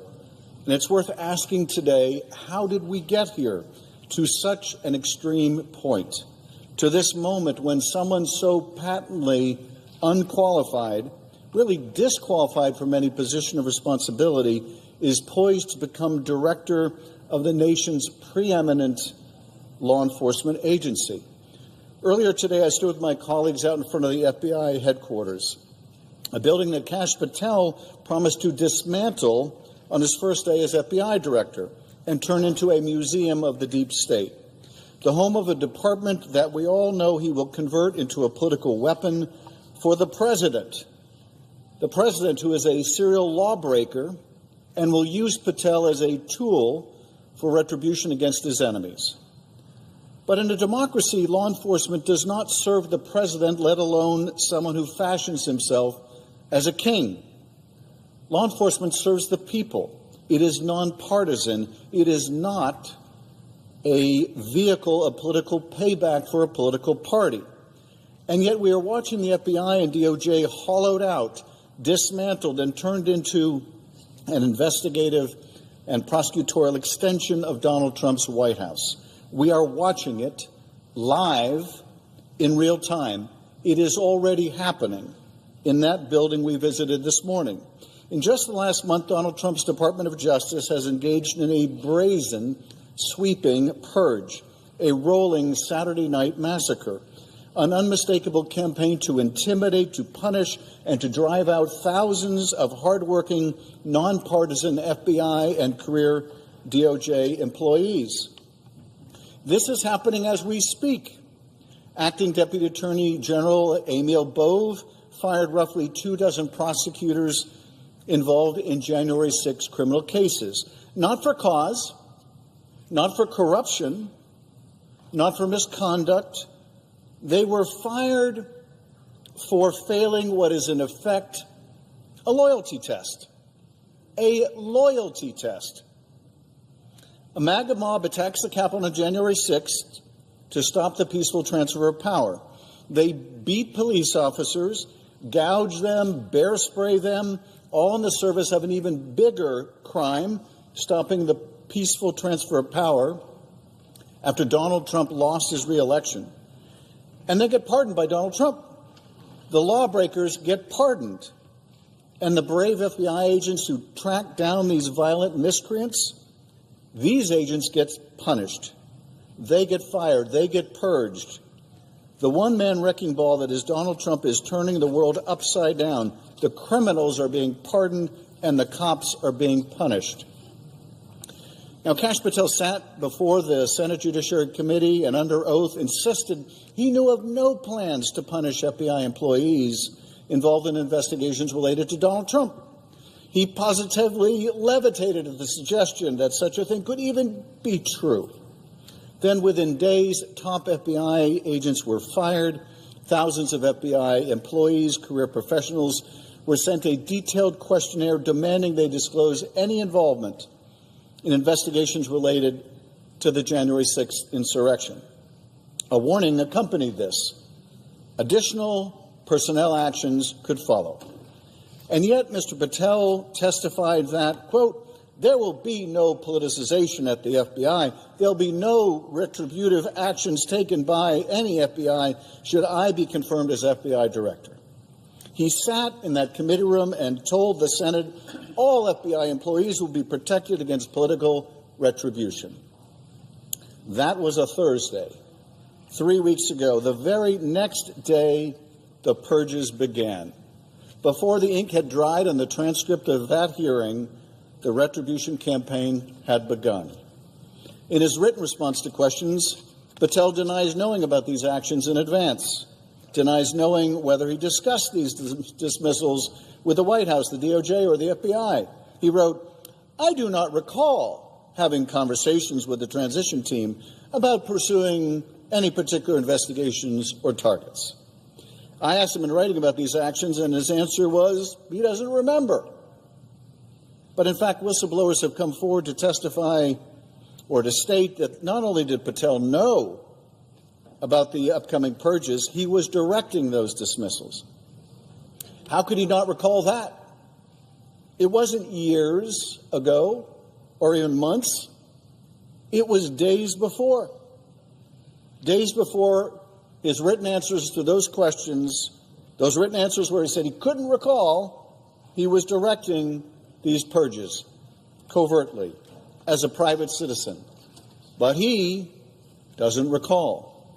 Purges of quality career professionals who dedicated their lives to the rule of law, who have been fired, laid off, or forced out because they dared investigate a violent insurrection on our Capitol, or the President's retention of classified documents that contained our nuclear and other national security secrets. There was a time in our country when the FBI was weaponized, when it served as a sword for the President, and the DOJ served as his shield, when Hoover authorized covert harassment campaigns against the perceived enemies of the President. We thought those days were over, and they were over until now. We must not put in place a Roy Cohn for the President, someone who will bend and break the law to serve the President's personal and political aims. For therein lies the path to corruption, to unlimited power, and to malfeasance of the highest order. We put up guardrails to prevent one man and his cadre of company men from turning the Bureau and Department into a partisan and lawless battering ram. We must not take them down, because we know the road that lies ahead. And we know that Donald Trump cannot destroy the nonpartisan character of the FBI and the Department of Justice without his enablers. And Kash Patel is Donald Trump's hand-picked enabler and henchman. The guy who would say yes when everyone else would say no to any immoral and unlawful requests made by Donald Trump. The guy who publicized his deep state list, almost half of whom are Republicans. The guy who worked for and retains millions of dollars in stock in a company supported by the Chinese Communist Party. In any normal world, that would automatically disqualify someone from leading the nation's premier law enforcement and counterintelligence agency.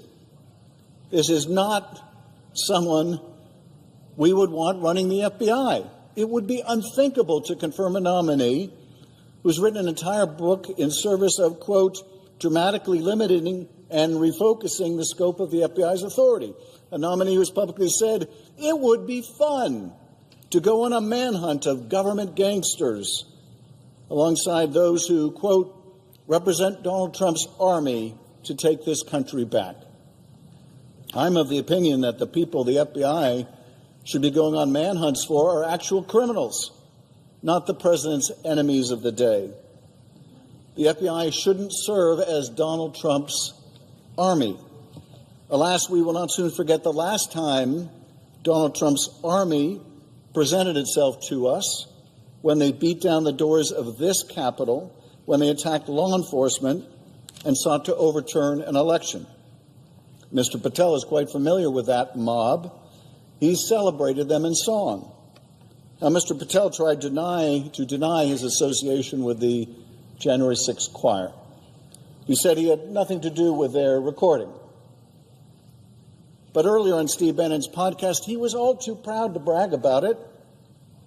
Quote, so what we thought would be cool is if we captured that audio and then, of course, had the greatest President Donald J. Trump recite the Pledge of Allegiance, then we went to a studio and recorded it, mastered it, digitized it, and put it out as a song now releasing exclusively on the War Room. But when I asked him about this under oath, his response was, and you may never believe this, when he said we did this and we did that, we didn't include him. I don't know what's worse, taking credit for something he didn't do or doing something and then lying about it. But what I do know is this is not the character of someone who should be director of the FBI. At the hearing, I also asked him to turn and face the Capitol Police officers in the room. These officers from the same department that suffered such grievous injuries on January 6th. He couldn't do so. He couldn't look them in the eye. And I don't blame him for being too ashamed. He should be ashamed, celebrating their victimization in a song. He should be ashamed. And anyone voting to confirm him should be ashamed. And yet here we are, on a fast track to rubber stamp his confirmation, asked to turn a blind eye as he takes control of the most powerful law enforcement agency in the country. That is what my Republican colleagues seem poised to do, and I will ask again, how on earth did we get here? And where are we going? By confirming a nominee who is so plainly unqualified, who is tied up in shady business dealings with the CCP and the Kremlin, who made songs with violent cop beaters, who made memes of himself sawing the heads off of members of Congress. How on earth did we get here? Because we all know where this road ends. A weaponized FBI, investigations into anyone who stands up to Donald Trump, elected officials, journalists, Democrats and Republicans, anyone. Now, I know some of my colleagues seek solace in the belief that if they just toe the line for long enough, they'll be spared.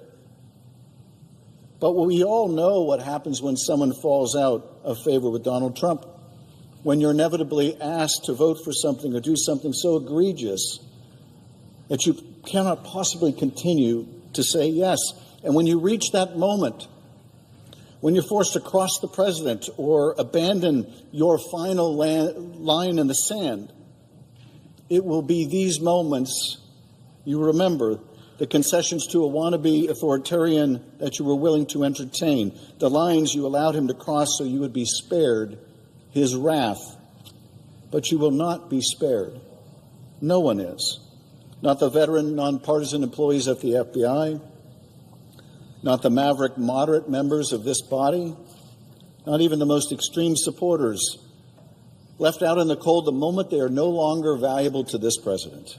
When, not if, when you fall out of favor with Donald Trump, Patel and others may be unleashed on you as well. My colleagues should remember there is more room under Donald Trump's bus than on it. Enabling his administration is a one-way street, and by continuing to go down it, you drive yourselves and the foundations of our democracy to the very precipice. My colleagues, we have a duty today, a duty to the Constitution and a duty to the American people. We have a duty to the 38,000 men and women of the FBI who put themselves and their lives on the line every single day. Those who work in the building where we stood this morning in the freezing cold and in communities and cities across the country, keeping us safe and secure.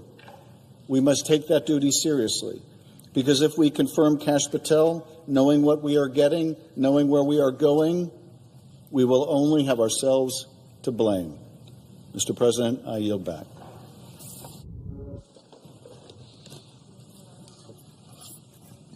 The senator from Rhode Island is recognized. Thank you, Mr. President. I'm here to join my distinguished colleague from California in opposition to the nomination of Kash Patel and to make crystal clear to this body what he is going to do in that job.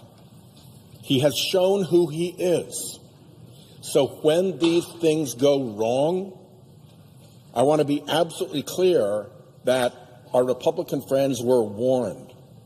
They will own the consequences of Kash Patel's misbehavior. Let's start with the fact that unlike any FBI director before, this guy is a vitriolic partisan. And those are the stripes he shows when he is left to his own devices, and those are the characteristics he will revert back to when he is running the FBI. Just a few simple examples. This is from his book that contains, called Government Gangsters, and this is a page of his enemies list. Well, Attorney General Bondi said nobody should come to a law enforcement job with an enemies list. So then they had to pretend that this was not an enemies list. Well, of course it's an enemies list. Here's what Kash Patel himself says about it. Names named, roadmap unveiled, the manhunt starts tomorrow. If you're going to set up a manhunt against people, are they not your enemies by any logical definition of the term?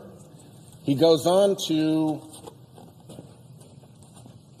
a video that shows himself chainsawing off the heads of the people on his enemies list, including the handsome junior senator from California and the daughter of former Vice President Cheney. It's a pretty gross image to be cutting the heads off of people with a saw. And he didn't put it up, but he retweeted it. He loved it so much that he put it up on his own media.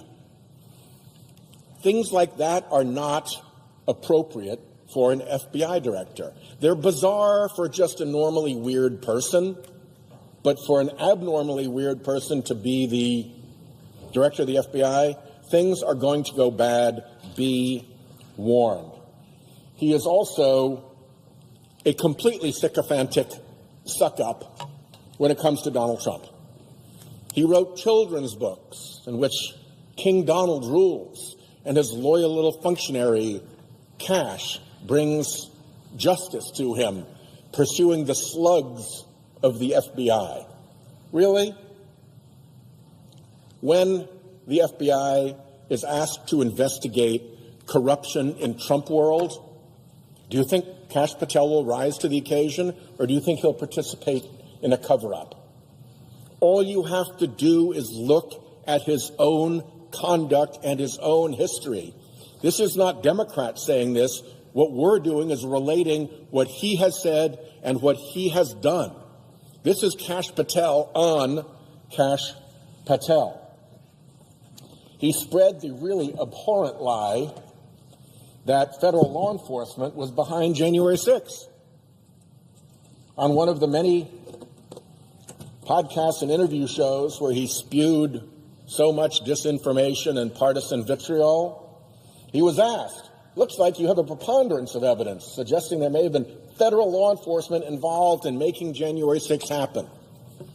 Patel's response, I'll get you to beyond a reasonable doubt.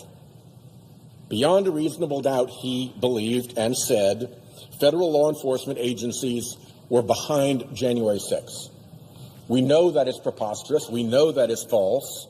We know that investigations have shown that none of that is even remotely true. That is completely false information.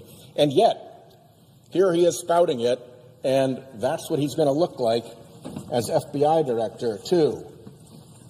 The FBI is going to have to appear before judges and convince judges of the probity of the agency, of the legitimacy of the agency, of the propriety of the investigation, that the department has done a fair job of marshaling the evidence. Here's what he says about judges. We got to start impeaching judges if they've ruled against Donald Trump.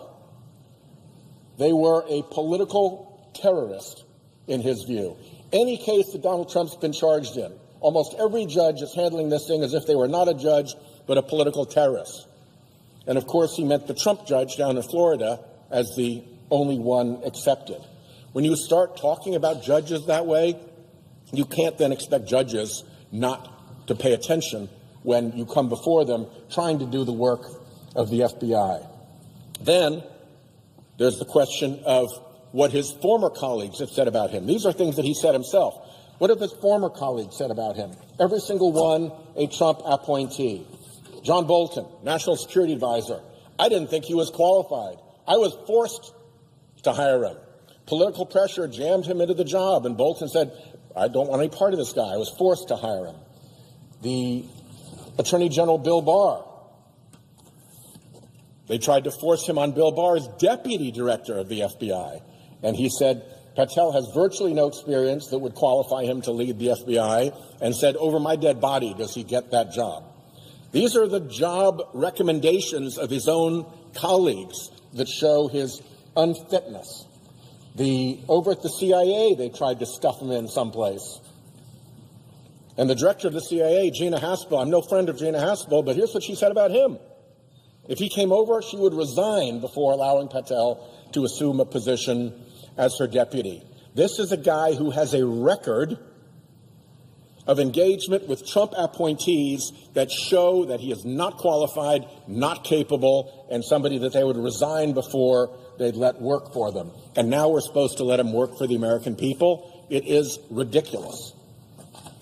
He testified once in state court on a Trump-related case, and his testimony was, to put it mildly, not convincing.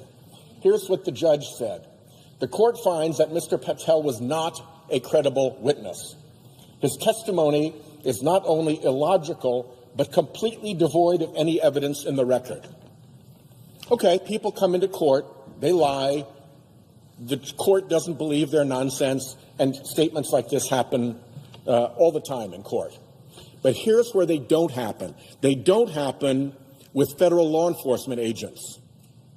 Because when I was the U.S. attorney in Rhode Island, if one of my FBI agents had gone over into the United States District Court in Rhode Island and testified in a criminal case in such a way that one of the United States District judges said about that witness, he was not a credible witness, his testimony was illogical, devoid of evidence in the record, we'd be looking into that. This comes darn close to being what is called giglio material. Material that the government is forced to disclose to future defendants when it bears on the credibility of a government witness, an agent who is a government witness. People lose their careers over giglio material. This, if he was an FBI agent, would have caused a response in headquarters to say, what the hell is going on? How did one of our people get involved in such flagrantly fake testimony that he was called out by the judge in the case like this? And this is the person that they want to put in charge of the organization, whose probity and whose professionalism and whose integrity are essential to the successful working of the organization. And the guy was basically called out as a liar and a fraud in plain court. This guy is a hot mess. And when you have a character like this that lies in court, that runs chainsaw memes about your opponents, that every person who he tried to work with who was senior in the Trump administration said, get this bum out of here, I don't want to be anywhere near him, that's a record.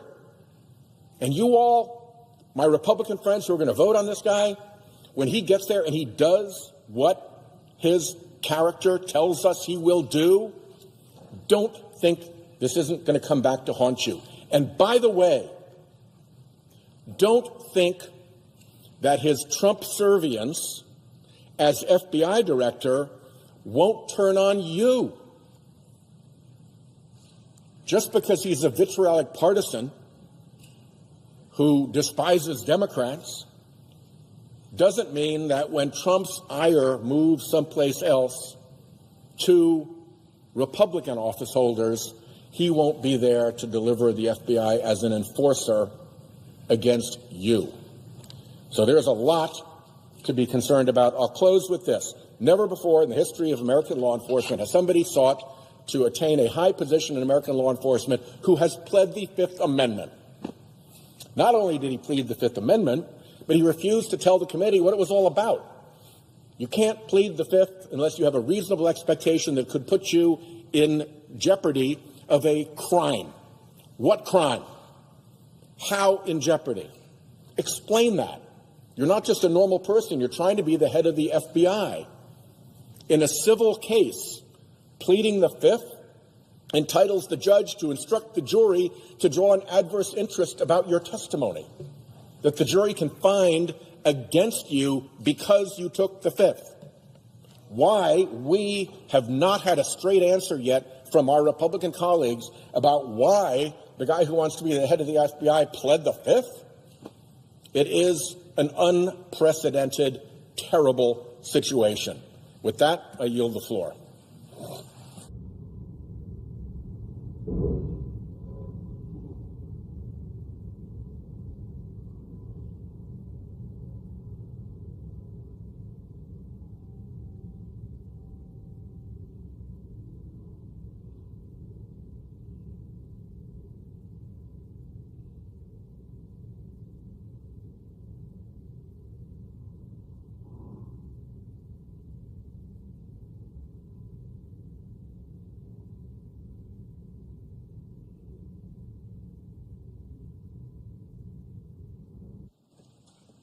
Mr. President.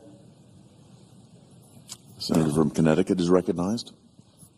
Thank you, Mr. President. I want to begin where my wonderful friend and colleague, Senator Whitehouse of Rhode Island, ended in opposing the nomination of Kash Patel to be director of the FBI.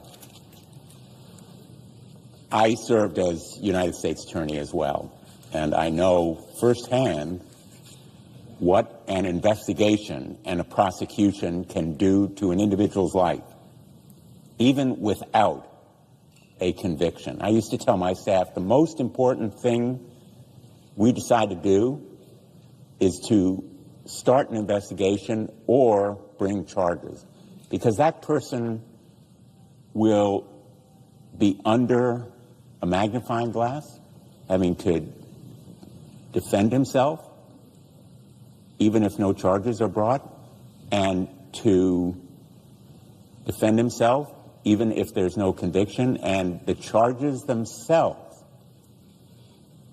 can do irreparable harm to a person's reputation, his finances, his family, his life. We entrust these positions, investigative and prosecutorial, to people who deserve the credibility and reliance that we give them. So the position of director of the FBI or Attorney General of the United States or prosecutors and investigators who work for them are not ordinary positions. Even potentially in certain situations, they are more powerful than a member of the United States cabinet in the impact they can have on individual lives. For the ordinary nominee, any of the defects in character or experience or performance in past jobs would have been disqualifying. We live in a time that is not ordinary.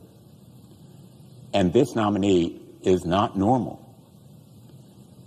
I've never seen any nominee to a position of significant responsibility that has as many disqualifying factors in his or her background.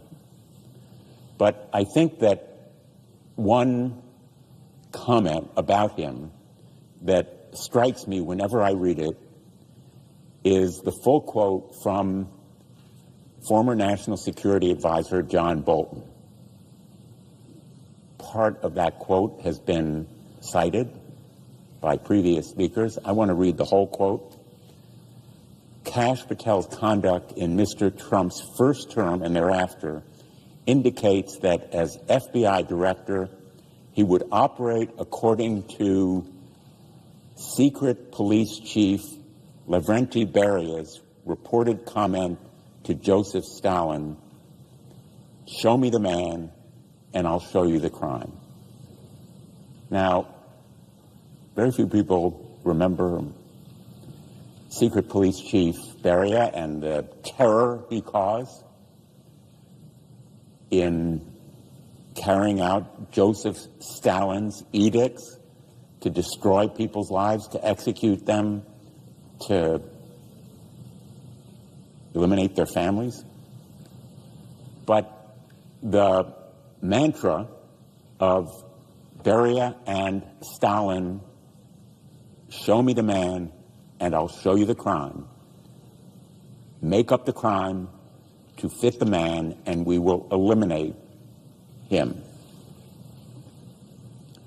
We're talking here about a nominee who has an enemies list. He calls it something different. He calls it government gangsters. And he's on a manhunt for them. Manhunt is his word. He can use different words, but the point here is he is on a mission to use the powers of this office in Donald Trump's name for political retribution against his enemies, against Trump's enemies, against MAGA's opponents. To use these institutions for political retribution is the height of irresponsibility. Even to hint at it ought to be disqualifying, and he has made it explicit in his past writings and his statements and speeches, not just a couple of times. It is a theme that runs through his public comments, that eliminating enemies through the use of prosecution is not only acceptable, but it's desirable. The FBI is a very special agency, 38,000 civil servants, including 13,000 special agents who go after international and domestic terrorism, cyber criminal syndicates, foreign espionage, organized criminal enterprises, including drug cartels, child sexual exploitation, and human trafficking, and many other crimes that affect our lives and the lives of everyday Americans across the country. All different backgrounds, races, religions can be victims of crime that the FBI investigates. And the FBI agents put their lives on the line because pursuing these crimes often puts them at risk from bad guys who may not even know that they're shooting at an FBI agent, but it's somebody pursuing them. They may not know that an FBI agent is operating undercover, and they may be killing him. And so the FBI's work is a dangerous business, but it is for our good and our safety. The American people deserve an FBI leader who is worthy of them.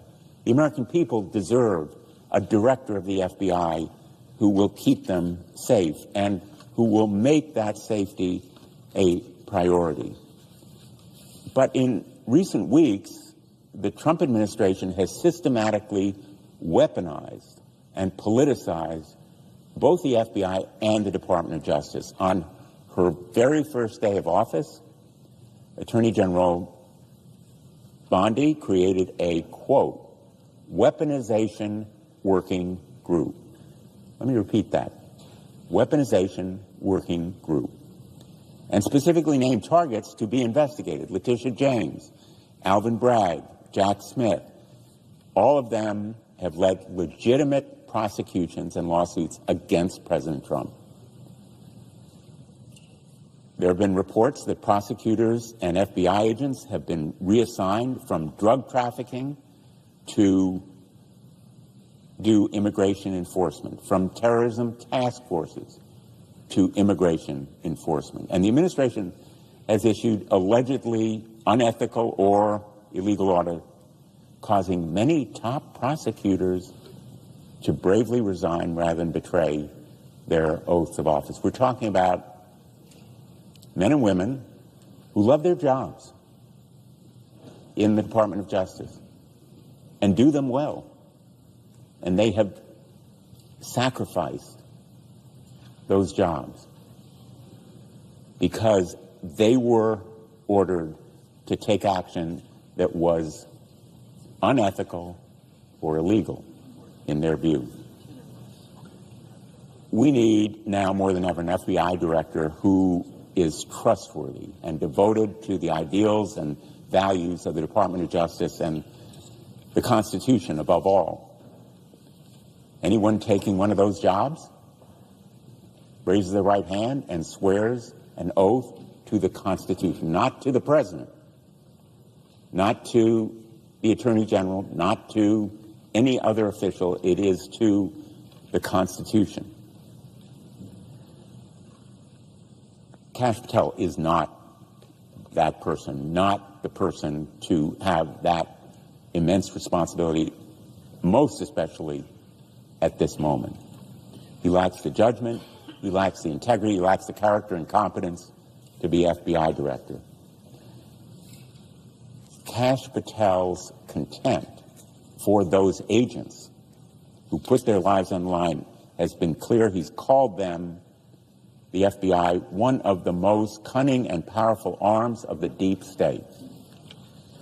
And there are now highly credible whistleblower reports that he may have directed the purging of senior leaders at the FBI, as well as potentially a mass firing of career FBI officials. Those FBI officials who served professionally with distinction, put their lives on the line, purged as a result of Kash Patel involving himself, in fact, in those decisions, even as under oath, in response to my question, he said, quote, all FBI employees will be protected against political retribution. All FBI employees will be protected against political retribution. Well, we stood in front of the FBI headquarters this morning.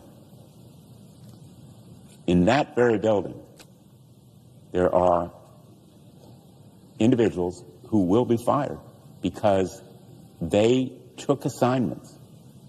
They didn't choose. They were assigned to criminal investigations that happened to involve Donald Trump. Political retribution at its very height. And if he directed the purging of those FBI agents, contrary to the assurances he made to our committee at his nomination committee, Kash Patel was certainly less than truthful with us.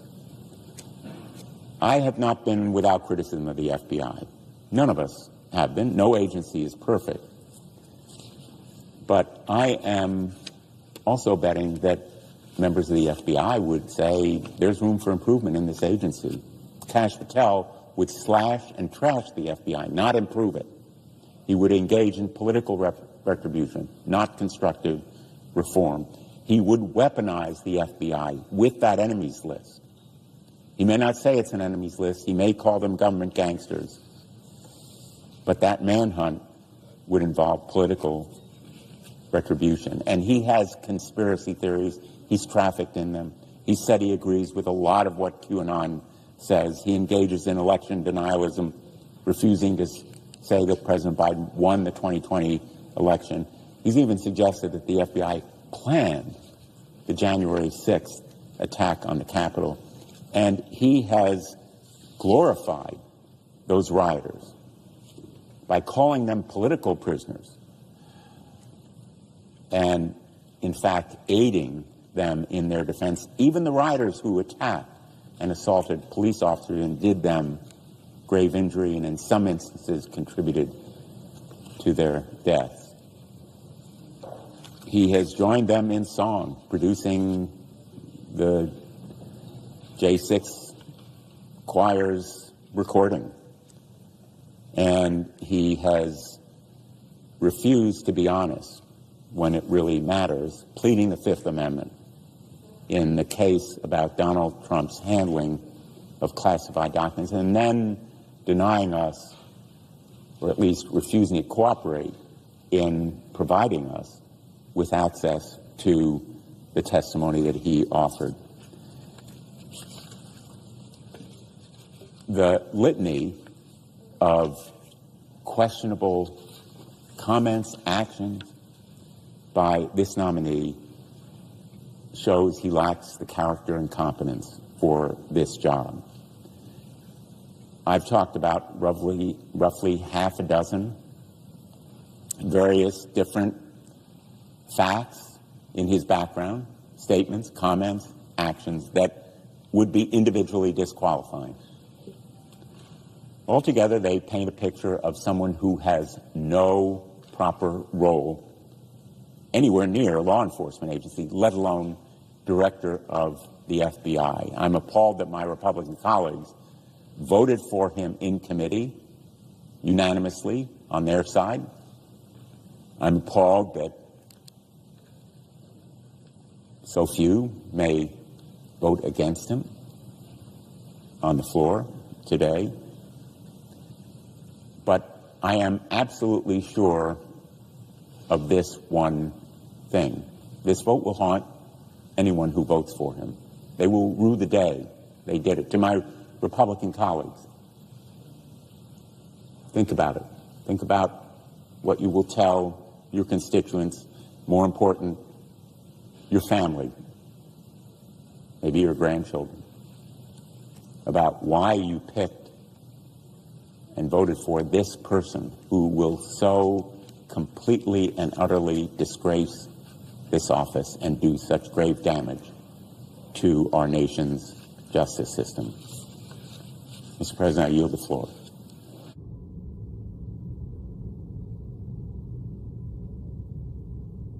President, I ask permission to speak up to 10 minutes. Without objection, Senator from Vermont is recognized. Thank you, Mr. President, and I thank my colleagues for joining me here today. I oppose Kash Patel and believe he is the dangerously wrong choice to serve as the director of FBI. We all have great admiration for the FBI. The men and women there serve our nation, do hard work every day, and for decades they've served as a non-political agency that protects us and defends the rule of law. I believe that Mr. Patel is on a mission to wreck the FBI. It's his own words. He wants to turn the FBI building into a monument or museum to the deep state. You know, I believe that this country and Congress is in the midst of a slow-moving but rapidly accelerating constitutional crisis. This is real, and we can ignore it or see it. It began most visibly, of course, on January 6, 2021, when two norms of this republic, the peaceful transfer of power and the renunciation of violence to affect the outcome of a vote count and certification, were breached, and where many members of the House and Senate also voted against certifying the election of the person chosen by the people in their own states. The president continues to say that the election was stolen, and he has coached his nominees to embrace the big lie. Mr. President, the first month of the Trump administration has shown a contempt for the Constitution, an acceptance of lawlessness that is dangerous to the future of our republic. President Trump's election denialism was only an early sign of his disregard for the norms and requirements of the Constitution. Now empowered in his second term by a Congress and a judiciary which refused to assert their independence, Mr. Trump has enacted executive order after executive order to dismantle our institutions. He doesn't have the authority to do what he's doing. The federal funding freeze, clearly unconstitutional, invasion of the Article 1 power of the purse, shutting down agencies created by Congress without authority, revoking birthright citizenship, a constitutional provision that he asserts he can do by executive order, removing leaders of independent agencies created by Congress, clearly unlawful, firing inspectors general in violation of notice requirements created by Congress, unlawful, firing government employees who have civil service protections, clearly unlawful, and pushing really a quid pro quo order at the Department of Justice to drop charges against a corrupt mayor in New York so he'll accede to whatever the wishes are of the Trump administration regarding local enforcement. And that's only a short list. And we have reached a point where a federal judge has found that the White House defied his order to release billions of dollars in federal grants, marking the first time that a judge has expressly declared that the Trump administration is disobeying a judicial mandate. That is trouble. The country is headed into a situation where, in addition to acting without authority, the president and his enablers are indicting. He will defy rulings from the third branch of our government. Vice President Vance has made it very clear what his point of view is on judges. Judges aren't allowed to control the executive's, quote, legitimate powers. And if the courts don't like it, let them enforce it. Of course, under our Constitution, since Marbury versus Madison, the court is the final arbiter of what is legitimate or what is not. And the executive branch must enforce the laws as interpreted by the co-equal branch of government. Mr. President, it is my view that this administration is showing maximum contempt for core constitutional values, including, most importantly, the separation of powers. This is not about what the president's agenda is. This is about his disregard about the limits that apply to each branch of government. And we have a dilemma. There are many in Congress that are fully in support of President Trump's policies. That's his right to pursue them, any member's right to support them. But it has to be that we accept our unique responsibility, each of the 100 U.S. senators, that we have to guarantee that in pursuit of those policies, it is done within constitutional boundaries. That is the glue that has held this country together through thick and thin for nearly 250 years. You know, this is not just talk about civic aspiration. It's a recognition that the separation of powers, that the system of checks and balances, we're custodians of that, each of us here. That the concept of the executive's ambition should be matched with the ambition of the legislature. That's what's held us together through the turmoil of our own history. We have fierce debates about important public policy matters, but what allows us to resolve them, despite intense disagreements, is staying within the guardrails of the Constitution. That process is being threatened directly and aggressively. The president's attack on our Constitution on January 6th has continued to this day. We've witnessed a renunciation of the decision that the American people made in the 2020 election by President Trump's nominees. Many of them who came before us, including Mr. Patel, were unable to simply say who won the 2020 election. They continued the Stop the Steal narrative even 4 years later. And now we have President Trump in his first month in office acting in ways that continues to challenge the constitutional order. I'm voting against Mr. Patel primarily, but not exclusively, because he's clearly an instrument in that effort to continue eroding the precepts of the Constitution on separation of powers. And I urge all my fellow senators, Republican and Democrats, to embrace the responsibility we have to assert our responsibility and authority as a co-equal branch.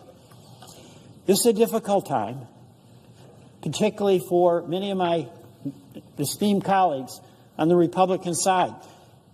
You may support, as I mentioned, the policies of the president, but we've got to take a look at how he is going about trying to implement them.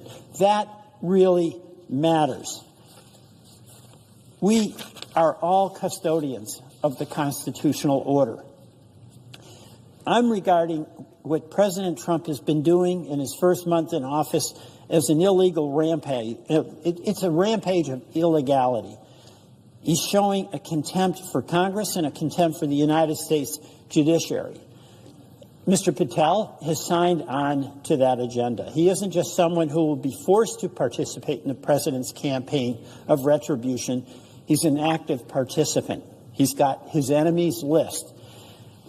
We know this because his own words said what was the FBI doing planning January 6th for a year. No basis for that other than to set up the attack on the good men and women of the FBI. Mr. Patel is the one who created a list of deep state individuals. This is like Russia kind of stuff, half of whom are Republicans in the so-called deep state. And he called it nothing more than a cabal of government gangsters and allies. This is the department he's going to be leading, really. And he's the one who said thank you to President Trump for helping put so many government gangsters in their place. Mr. President, Mr. Patel is not the person to lead the FBI. And my hope is that all of us should consider what Mr. Patel will do. He's going to use the power of the FBI to go after all those in government, those in the media, and those across the country he doesn't agree with. He cannot serve as the next director of the FBI. I yield back. All post-cloture time has expired. The question occurs on the nomination. Do I hear a sufficient second? There appears to be a sufficient second. The clerk will call the roll. Ms. Alsobrooks, Ms. Baldwin, Mr. Banks, Mr. Barrasso.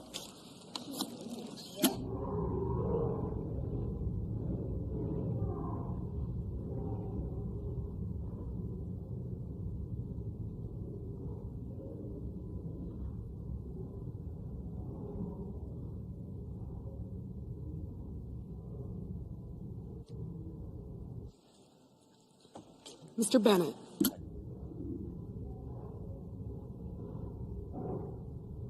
Mrs. Blackburn. Mr. Blumenthal. Ms. Blunt-Rochester. Mr. Booker.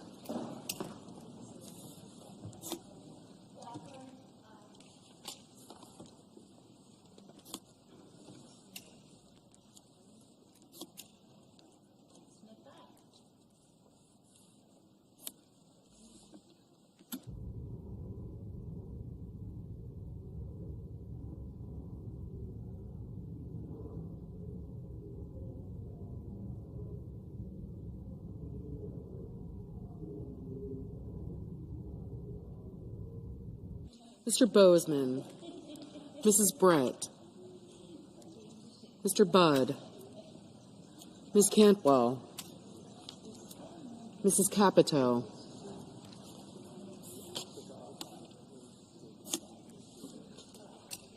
Mr. Cassidy, Ms. Collins, Mr. Coons, Mr. Cornyn, Ms. Cortez Masto, Mr. Cotton, Mr. Kramer, Mr. Crapo, Mr. Cruz, Mr. Curtis, Mr. Daines, Ms. Duckworth,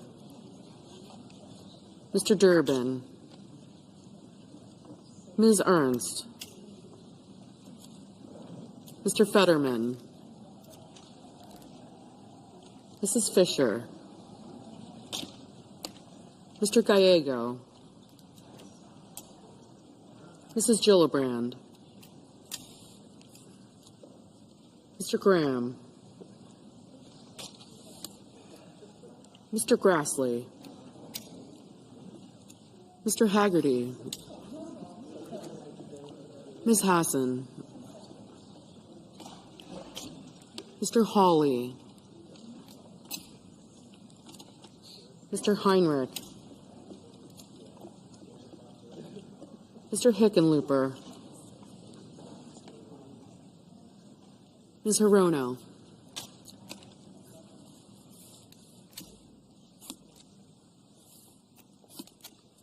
Mr. Hoven, Mr. Husted, Mrs. Hyde-Smith, Mr. Johnson, Mr. Justice, Mr. Kane,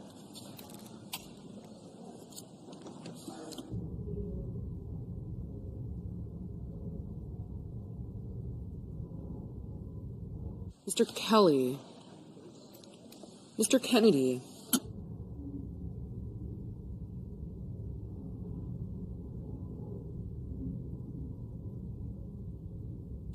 Mr. Kim,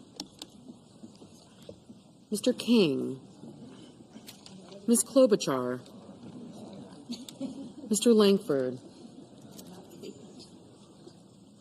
Mr. Lee, Mr. Lujan, Ms. Lummis, Mr. Markey, Mr. Marshall, Mr. McConnell, Mr. McCormick, Mr. Merkley, Mrs. Moody,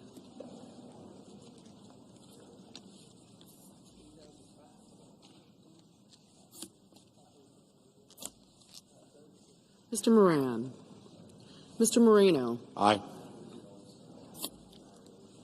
Mr. Mullen, Ms. Murkowski, Mr. Murphy, Mrs. Murray,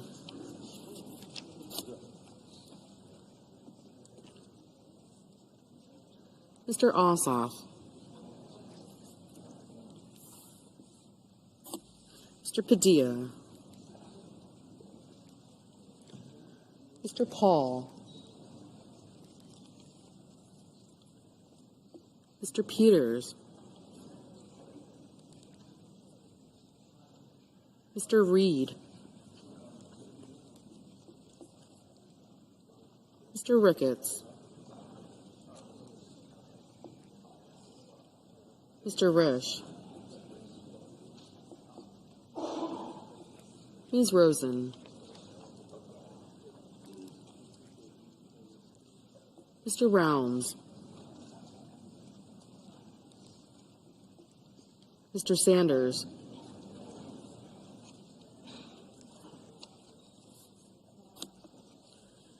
Mr. Schatz, Mr. Schiff, Mr. Schmidt,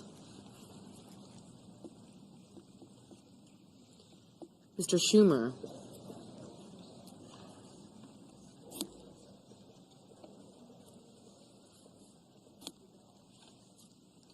Mr. Scott of Florida, Mr. Scott of South Carolina, Mrs. Shaheen, Mr. Sheehy, Ms. Slotkin, Ms. Smith, Mr. Sullivan, Mr. Thune,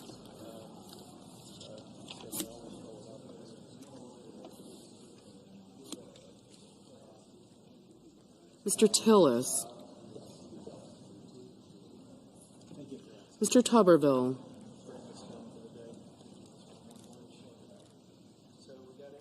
Mr. Van Hollen. Mr. Warner. Mr. Warnock. Sir.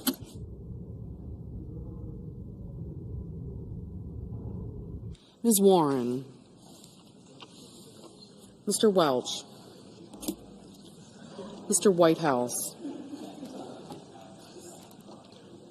Mr. Wicker. Mr. Wyden. Mr. Young.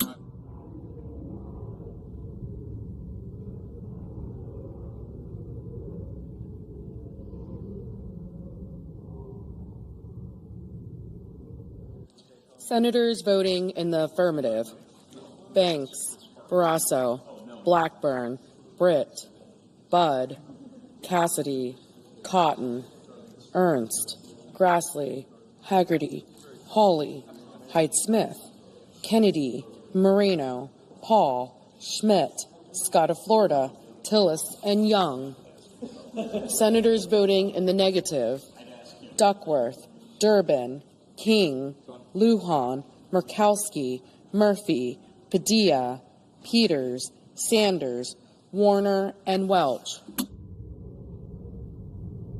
Ms. Slotkin, no.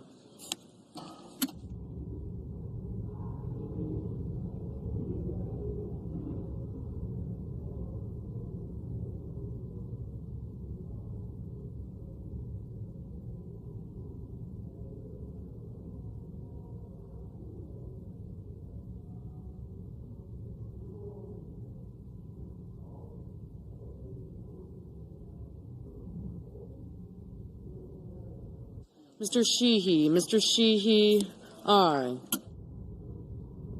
Mr. Schatz, no.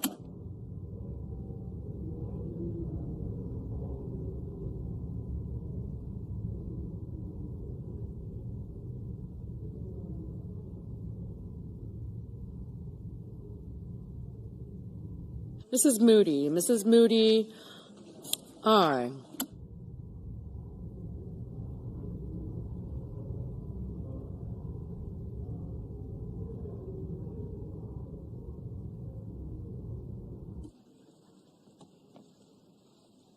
Mr. Crapo, aye.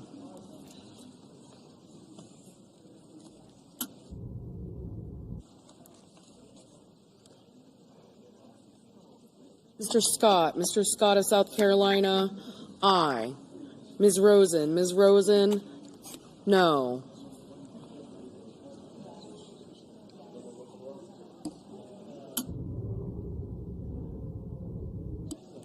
Mr. Tuberville, aye. Mr. Husted, aye. Mr. Johnson, aye.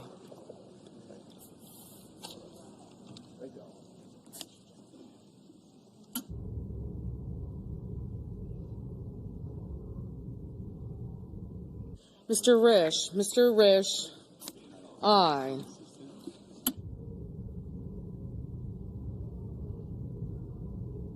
Mr. Kelly, no.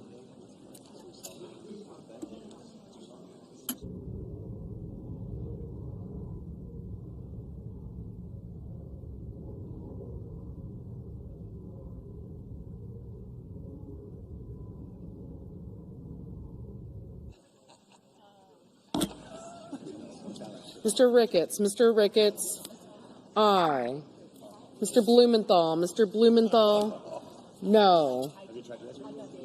Mr. Daines, aye. Mr. Justice, aye.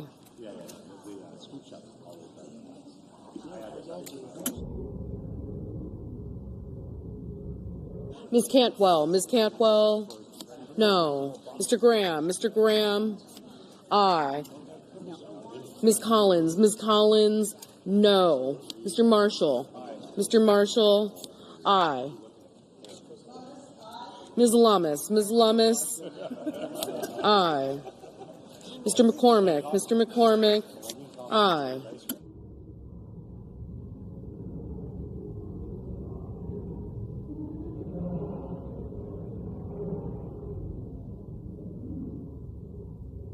Mr. Schumer. Mr. Schumer, no. Mrs. Gillibrand. Mrs. Gillibrand, no.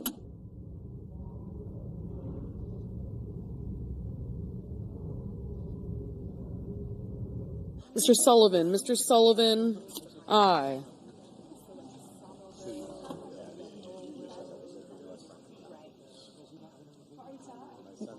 Mr. McConnell. Mr. McConnell, aye. Mr. Wyden. Mr. Wyden, no.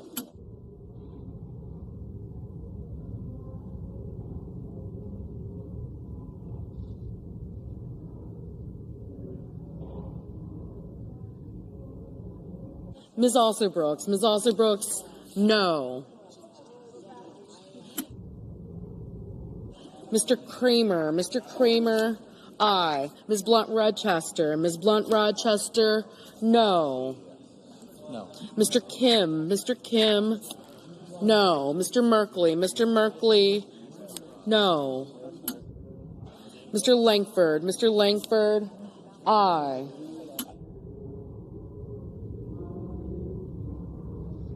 Mr. Kane. Mr. Kane, no.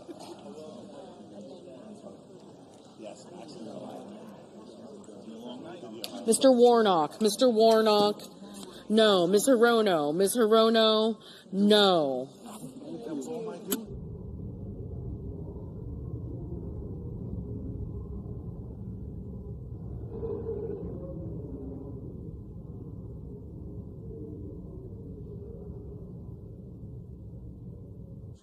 Mr. Booker. Mr. Booker, no.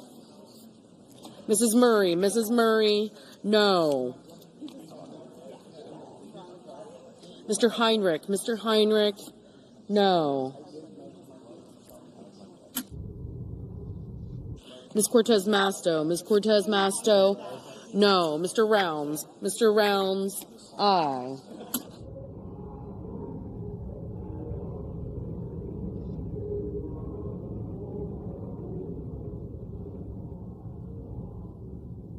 Mr. Moran. Mr. Moran, aye.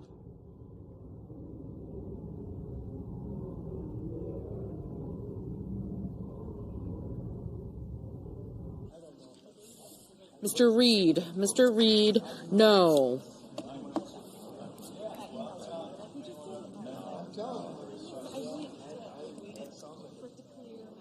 Mr. Thune. Mr. Thune, aye.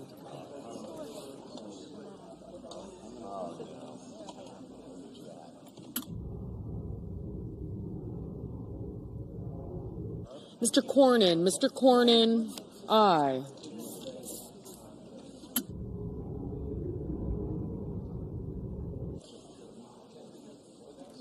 Ms. Warren. Ms. Warren, no. Ms. Hassan. Ms. Hassan, no. Mr. Ossoff. Mr. Ossoff, no.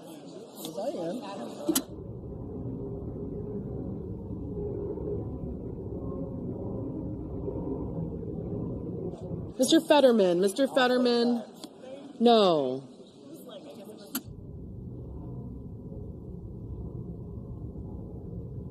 Mrs. Smith. Ms. Smith, no.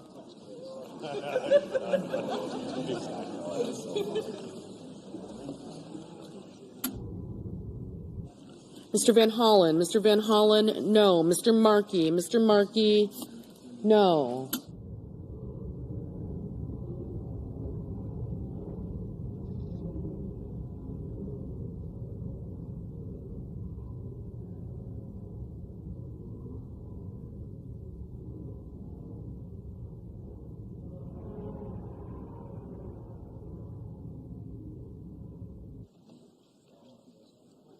Mr. Coons. Mr. Coons, no.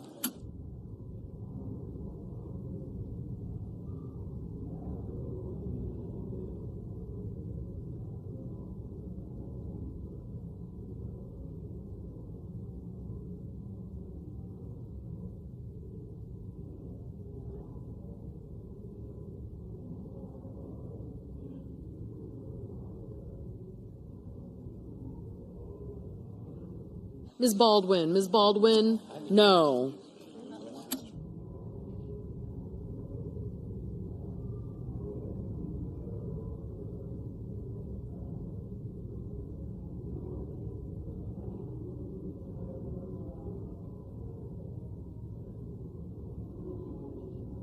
Mr. Hickenlooper. Mr. Hickenlooper, no.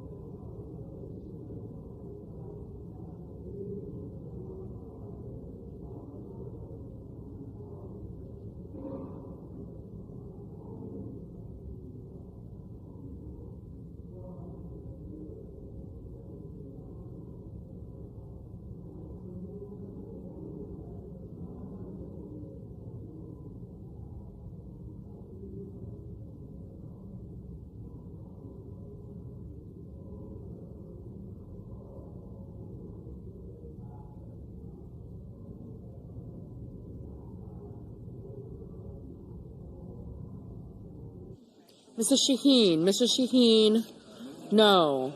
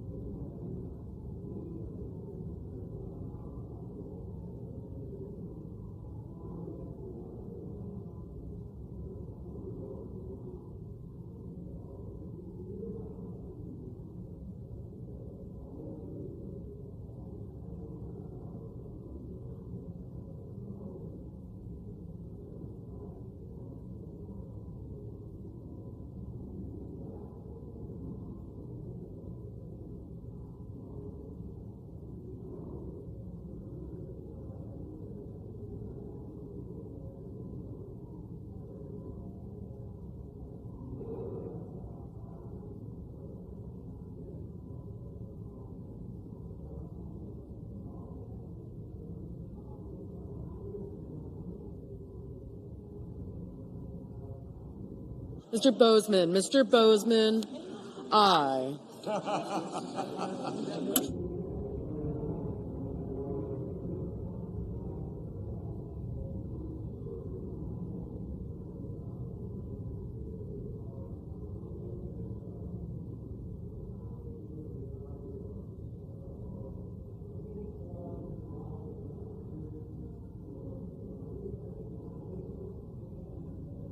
Ms. Klobuchar. Ms. Klobuchar, no. Mr. Hoven. Mr. Hoven, aye.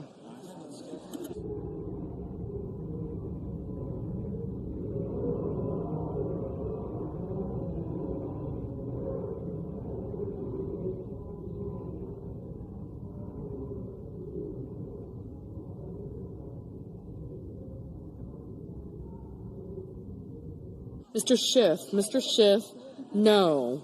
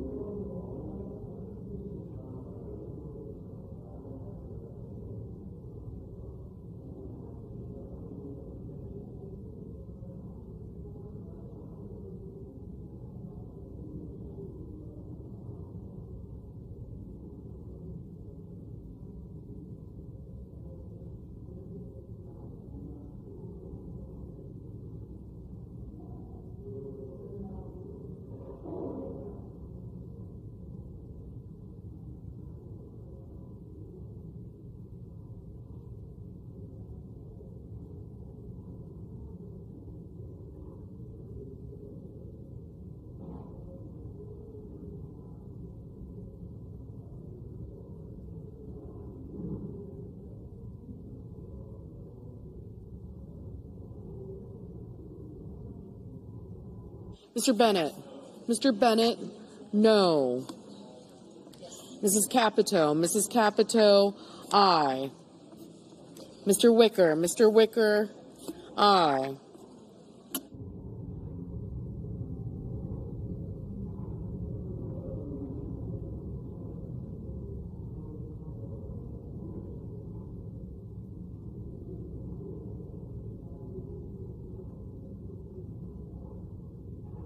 Mrs. Fisher. Mrs. Fisher, aye.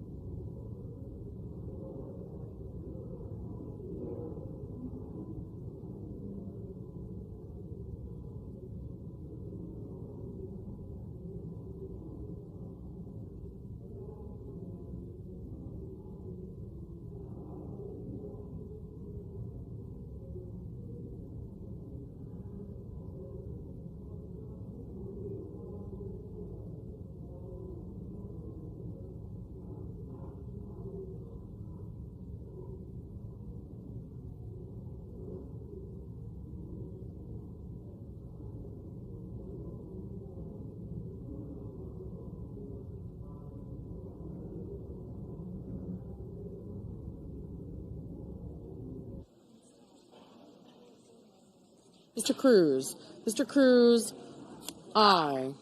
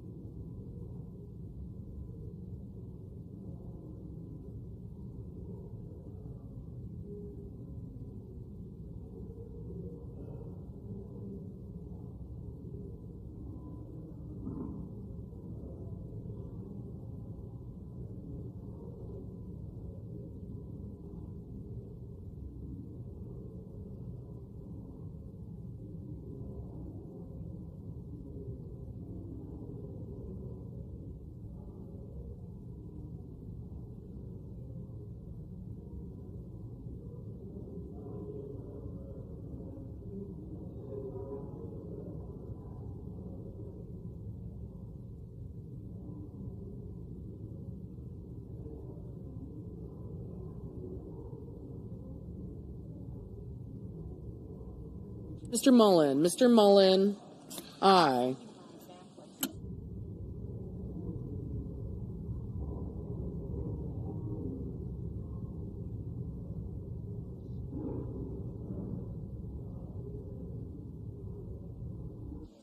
Mr. Lee.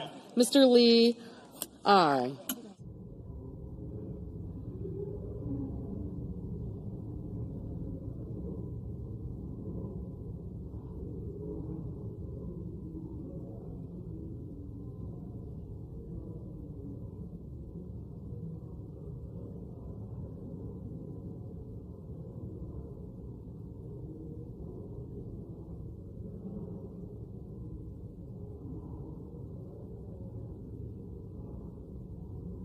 Mr. Gallego. Mr. Gallego, no.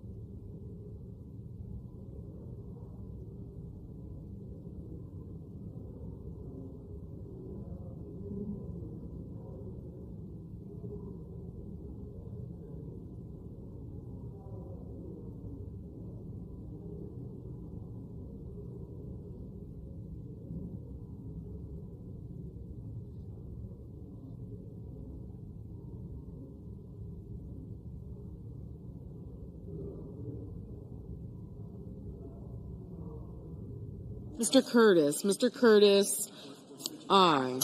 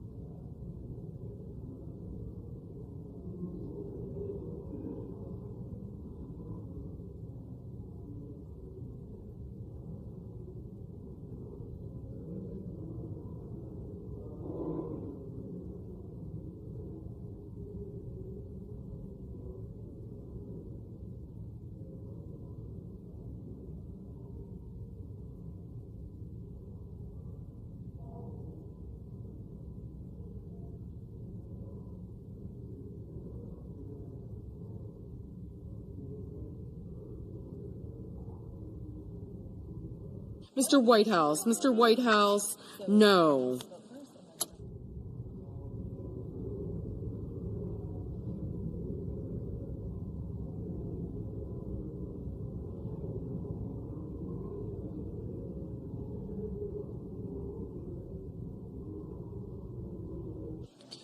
The yeas are 51.